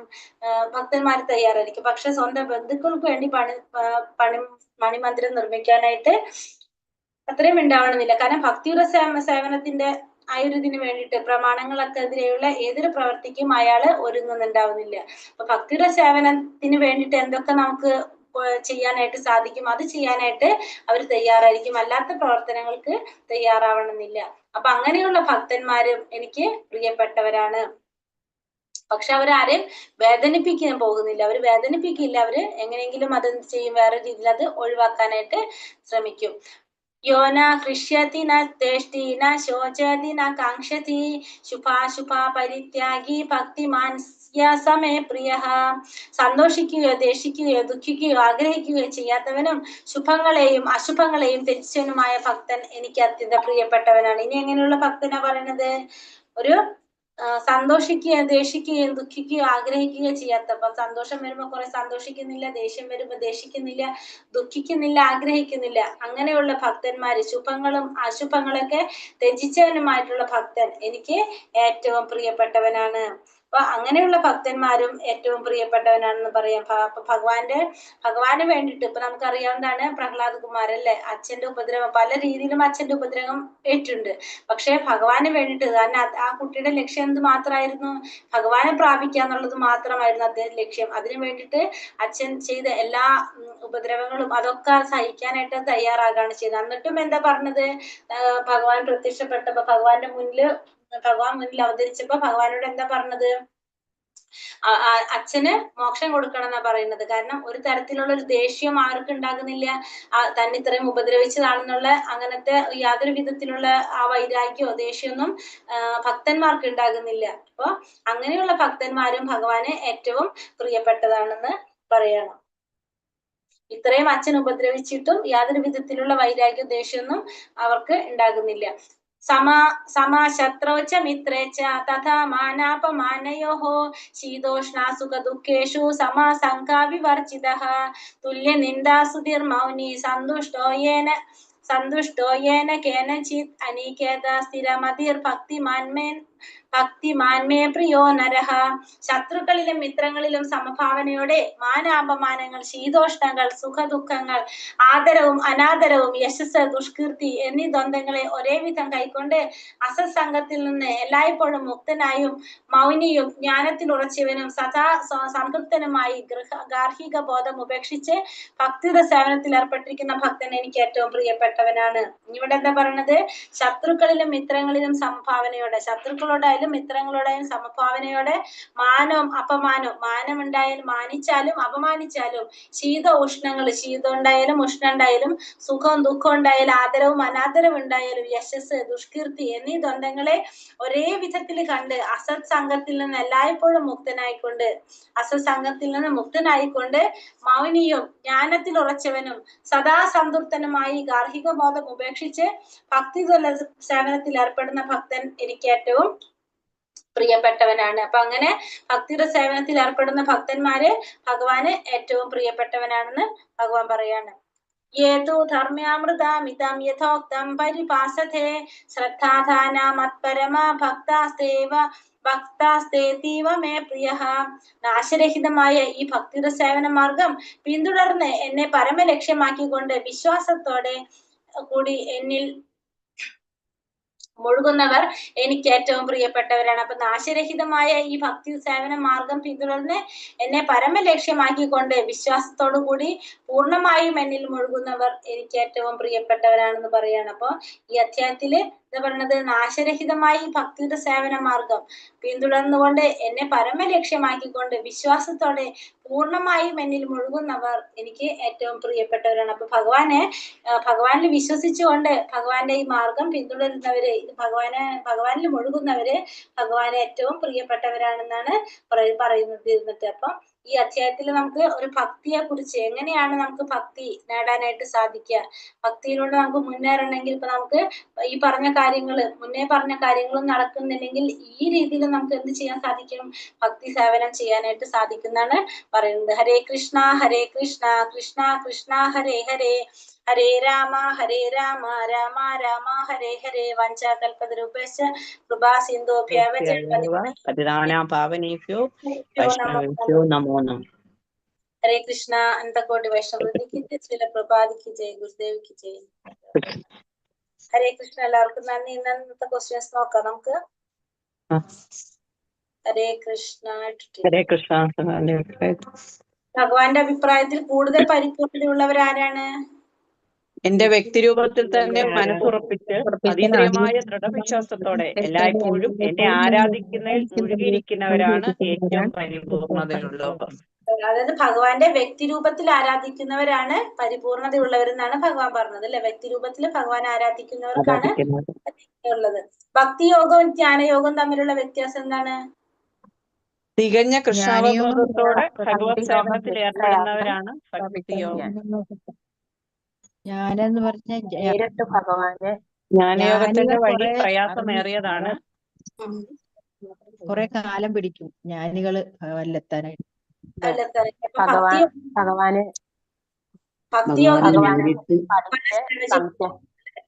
ഭക്തിയുടെ സേവനം ചെയ്യാണ്. ഭക്തിയോഗികള് നേരെ ഭഗവാന്റെ സേവനം ചെയ്തുകൊണ്ടിരിക്കുന്നവരാണ്. ഭക്തിയോഗികള് നേരിട്ട് ഭഗവത് സേവനം ചെയ്തുകൊണ്ടിരിക്കുന്നവരാണ്. പക്ഷെ ജ്ഞാനയോഗികള് അത് നേടി വരുമ്പോൾ ഭഗവാനെ പഠിച്ചതിന് ശേഷം അവര് നീക്കിയിട്ട് അപ്പൊ അതുകൊണ്ട് തന്നെ പിന്നെ അവർക്ക് എന്താണ് കുറെ സമയം എടുക്കും. അതുകൊണ്ട് തന്നെ ഡയറക്റ്റ് ഭക്തിയുടെ സേവനം ചെയ്യാണ്, ഭഗവാനെ സേവിക്കാനായിട്ട് സാധിക്കാണ്. ഇതൊക്കെയാണ് വ്യത്യാസം പറഞ്ഞത് അല്ലെ. നമ്മള് അർച്ചാ വിഗ്രഹത്തെ പറ്റി പ്രഭുപാദർ പറഞ്ഞിരിക്കുന്നത് എങ്ങനെയാണ്? അംഗീകൃതമായ പ്രാതിനിധ്യമുള്ള ഒരു വിഗ്രഹരൂപ ഈശ്വരനുണ്ട്, അതിനെ അർച്ചാ വിഗ്രഹം എന്ന് പറയുന്നു. അർച്ചാ വിഗ്രഹത്തിനെ പറ്റി പിന്നെന്താ പറഞ്ഞത്? അർച്ചാ വിഗ്രഹം എന്ന് പറഞ്ഞിട്ടുണ്ടെങ്കിൽ ഭഗവാന്റെ പ്രതിനിധിയാണ്. നമുക്ക് ഈ ഭൗതിക ലോകത്തിൽ നമുക്ക് കാണാൻ സാധിക്കുന്നത് അർച്ചാ വിഗ്രഹം പുരുഷന്റെ അവതാരമാണ്. കാണാൻ സാധിക്കുന്നത് അർച്ചാ വിഗ്രഹം ഇങ്ങനെയാണ്. ഒരു ഉദാഹരണം പറഞ്ഞിട്ടുണ്ടായിരുന്നു തപാൽ പെട്ടി വെച്ചിട്ട് അല്ലെ. അർച്ചാ വിഗ്രഹത്തെ തപാൽ പെട്ടി കുറിച്ചിട്ടുണ്ടായിരുന്നു. പ്രഭുപാദർ പറഞ്ഞെന്താണ്? തപാൽ പെട്ടി വെച്ചിട്ടാ പറഞ്ഞത്. തപാൽ പെട്ടിയില് നമ്മൾ പറഞ്ഞ പോസ്റ്റ് ബോക്സ്, നമ്മള് എവിടെ ബോക്സ് ഉണ്ടെങ്കിൽ അവിടെ ലെറ്റർ ഇട്ട് കഴിഞ്ഞാൽ നമുക്ക് അത് എവിടെ കിട്ടും? നമ്മൾ ഉദ്ദേശിച്ച സ്ഥലത്തേക്ക് കിട്ടും. അതേപോലെ തന്നെയാണ് ഭഗവാന്റെ വിഗ്രഹം. നമ്മൾ വിഗ്രഹത്തിൽ ആരാധിച്ചാലും അത് എവിടേക്ക് എത്തും? ഗോലോക വൃന്ദാവനത്തിൽ ഇരിക്കുന്ന ഭഗവാൻ അത് സ്വീകരിക്കാനായിട്ട് സാധിക്കും. അപ്പൊ നമ്മുടെ കണ്ണുകൾക്ക്, നമുക്ക് ഈ ഭൗതികമായിട്ടുള്ള ഇന്ദ്രിയങ്ങൾ കൊണ്ട് നമുക്ക് സാധിക്കാവുന്ന വിധത്തിൽ ഈ ഭൗതിക ലോകത്ത് ഉള്ള ഭഗവാന്റെ റെപ്രസെന്റ് ചെയ്യണം, ഭഗവാന്റെ പ്രതിനിധികളാണ് ഈ അർച്ചാ വിഗ്രഹങ്ങള്. അത് നമ്മൾ പ്രതിപാദർ ഇവിടെ എന്താ പറഞ്ഞിരിക്കുന്നത്? ഉദാഹരണം പറഞ്ഞിരിക്കുന്നത് ഈ പോസ്റ്റ് ബോക്സിനെയാണ് പറഞ്ഞിരിക്കുന്നത്. പോസ്റ്റ് ബോക്സ് എവിടെ വെച്ചാലും എവിടെ ഉണ്ടെങ്കിലും അതിലൊക്കെ ലെറ്റർ കൊണ്ടിട്ട് കഴിഞ്ഞാലും നമുക്ക് അത് കറക്റ്റ് ആയിട്ടുള്ള സ്ഥലത്തേക്ക് എത്താനായിട്ട് സാധിക്കും. അതേപോലെ തന്നെയാണ് അർച്ചാ വിഗ്രഹത്തിനെ വെച്ചിട്ട് പറഞ്ഞിരിക്കുന്നത്. മനസ്സിലായോ? അപ്പൊ അർച്ചാ വിഗ്രഹത്തിനെ കുറിച്ച് പറഞ്ഞിരിക്കുന്ന പ്രഭുപാദർ പറഞ്ഞിരിക്കുന്നത് പോസ്റ്റ് ബോക്സിനെ വെച്ചിട്ട് കമ്പാരിസൺ ആട്ടോ. ഹരേ കൃഷ്ണ. അടുത്തത് 8 മുതൽ 12 വരെയുള്ള ശ്ലോകത്തിൽ ഭഗവാൻ എന്താ പറയുന്നത്? പരമപുരുഷനായ ഭഗവാനെ മനസ്സിലുറപ്പിച്ച് ബുദ്ധിയെ ആഗ്രഹമുള്ളവർ ഭക്തിയോഗത്തിന്റെ നിബന്ധനകൾ അനുസരിച്ച് എപ്പോഴും എന്നിൽ തന്നെ വാഴുക. ഭഗവാന്റെ സാധനത്തിലൂടെ ഭഗവാനെ പ്രാപിക്കാൻ കഴിയും. ഭക്തിയോഗവും പറ്റിയില്ലെങ്കിൽ എനിക്ക് വേണ്ടി പ്രവർത്തിക്കുക. പുസ്തകങ്ങൾ പ്രസിദ്ധീകരിച്ച് അതും പറ്റിയില്ലെങ്കിൽ ജ്ഞാനാർജനത്തിന് പ്രദാനം ചെയ്യുക. മനഃശുദ്ധി ഉണ്ടാക്കി പരമപുരുഷന് പ്രാപിക്കുക. ഒന്നാമത്തെ കാര്യം പറഞ്ഞു ഭഗവാനെ മനസ്സിലുറപ്പിച്ച് ബുദ്ധിയെ വ്യാപരിക്കുക വാഴാൻ സാധിക്കുന്നു പറഞ്ഞു. രണ്ടാമത്തെ അത് ചെയ്യാൻ സാധിച്ചില്ലെങ്കിൽ രണ്ടാമത്തെ കാര്യം പറഞ്ഞു എന്താണ്? എന്നിൽ മനസ്സിലുറപ്പിച്ച് നിർത്താൻ സാധിച്ചില്ലെങ്കിൽ ഭക്തിയോഗത്തിന്റെ നിബന്ധനകൾ അനുസരിച്ചുകൊണ്ട് എന്നെ പ്രാപിക്കാനുള്ള ആഗ്രഹം നിലനിർത്താൻ പറഞ്ഞു, ആഗ്രഹം വളർത്താൻ പറഞ്ഞു. അത് സാധിച്ചില്ലെങ്കിൽ എന്ത് പറഞ്ഞു? എനിക്ക് വേണ്ടി പ്രവർത്തിക്കുക. പറയട്ടെ, എനിക്ക് വേണ്ടിയിട്ട് പ്രവർത്തിക്കാൻ പറഞ്ഞു അല്ലെ. എനിക്ക് വേണ്ടി പ്രവർത്തിക്കാൻ ശ്രമിക്കാൻ പറഞ്ഞു. ഇനി അതും സാധിക്കണില്ലെങ്കിൽ എന്ത് പറഞ്ഞു? സർവകർമ്മങ്ങളുടെയും ഫലങ്ങളെ ത്യജിച്ച് ആത്മസ്ഥിതനായിട്ട് തീരാൻ പറഞ്ഞു അല്ലെ. ഇനി അതും സാധിക്കുന്നില്ലെങ്കിൽ എന്നെ പറഞ്ഞു ജ്ഞാനാർജനത്തിന് ശ്രമിക്കാൻ പറഞ്ഞു. അങ്ങനെ 5 കാര്യങ്ങൾ നമുക്ക് പറഞ്ഞു തന്നു അല്ലെ. ഒന്ന് ഫസ്റ്റ് പറഞ്ഞു പരമപുരുഷനായ ഭഗവാനെ മനസ്സിലുറപ്പിച്ച് ബുദ്ധിയെ വ്യാപരിപ്പിക്കും. അത് പറ്റുന്നില്ലെങ്കിൽ നമ്മൾ എന്ത് ചെയ്യണം? മനസ്സിലുറപ്പിക്കാൻ ഭക്തിയോഗത്തിന്റെ എന്നിൽ പ്രാപിക്കുക. ഭക്തിയോഗത്തിന്റെ നിബന്ധനകൾ എന്താണ്? അപ്പൊ നിബന്ധനകൾ നമുക്ക് അറിഞ്ഞിരിക്കേണ്ടത് തന്നെ. അപ്പൊ അത് ചെയ്യണമെങ്കിൽ അതെങ്ങനെയാണ്? അപ്പൊ നമ്മള് ഒന്നുകിൽ നമ്മളൊരു ഗുരുവിലൂടെ, അതായത് ഡെയിലി സ്വീകരിച്ച് പ്രാക്ടീസ് ചെയ്യും. ഇൻബിൽറ്റ് ആയതുണ്ടെങ്കിൽ നമ്മൾ പറയേണ്ട ആവശ്യമില്ലല്ലോ, കാരണം അത് സ്വാഭാവികമായിട്ട് ചെയ്തു പോകും. അല്ലാത്തവരെന്ത് ചെയ്യണം? ഡെയിലി പ്രാക്ടീസിലൂടെ, സാധനയിലൂടെ നമ്മൾ എന്ത് ചെയ്യണം? നമ്മൾ ഇതിലേക്ക് കൊണ്ടുവരാനായിട്ട് ശ്രമിക്കണം. ഇപ്പൊ ആദ്യം നമ്മൾ രാവിലെ നേരത്തെ എണീക്കുന്നുണ്ടാവില്ല, പിന്നെ നമ്മൾ പതുക്കെ രാവിലെ നേരത്തെ എണീക്കാൻ ശ്രമിക്കും, നമ്മൾ നാമം ജപിക്കാൻ ശ്രമിക്കുകയാണ്. അങ്ങനെ ഒരു ഗുരുവിന്റെ കൂടെ, ആ ഒരു ഗുരുവിന്റെ നിർദ്ദേശത്തോടെ നമ്മൾ സ്റ്റെപ്പ് ബൈ സ്റ്റെപ്പ് ആയിട്ട് നമ്മൾ ചെയ്ത് നമ്മൾ ഇതിലേക്ക് വരാനായിട്ട് ശ്രമിക്കുന്നത്. അതാണ് ഭക്തിയോഗത്തിന്റെ ആ നിബന്ധനകൾ പറയുന്നത്. അത് പ്രാക്ടീസ് ചെയ്തിട്ട് ചെയ്യാൻ ശ്രമിക്കും. അതാണ് പറഞ്ഞത്. പിന്നെ അടുത്തത് പറഞ്ഞത് എന്താണ്? നമ്മളോട് പറഞ്ഞത് ഭഗവാൻ പ്രവർത്തിക്കാൻ സാധിക്കില്ലെങ്കിൽ എനിക്കായിട്ട് പ്രവർത്തിക്കാൻ ശ്രമിക്കാനായിട്ട്, അല്ലെ? അങ്ങനെ സത്യയോഗം പറ്റില്ലെങ്കിൽ എനിക്ക് വേണ്ടി പ്രവർത്തിക്കാനായിട്ട് ശ്രമിക്കാന്ന് പറഞ്ഞു. അതും പറ്റണില്ലെങ്കിൽ എന്താ? കർമ്മഫലങ്ങളെയൊക്കെ ത്യജിച്ച് ആത്മസ്ഥിതനായിട്ട് തീരാൻ ശ്രമിക്കുക. ലാസ്റ്റ് നമ്മളോട് പറഞ്ഞു, അതും നിനക്ക് ബുദ്ധിമുട്ടാണെങ്കിൽ ജ്ഞാനാർജനത്തിന് ശ്രമിക്കുക. അപ്പൊ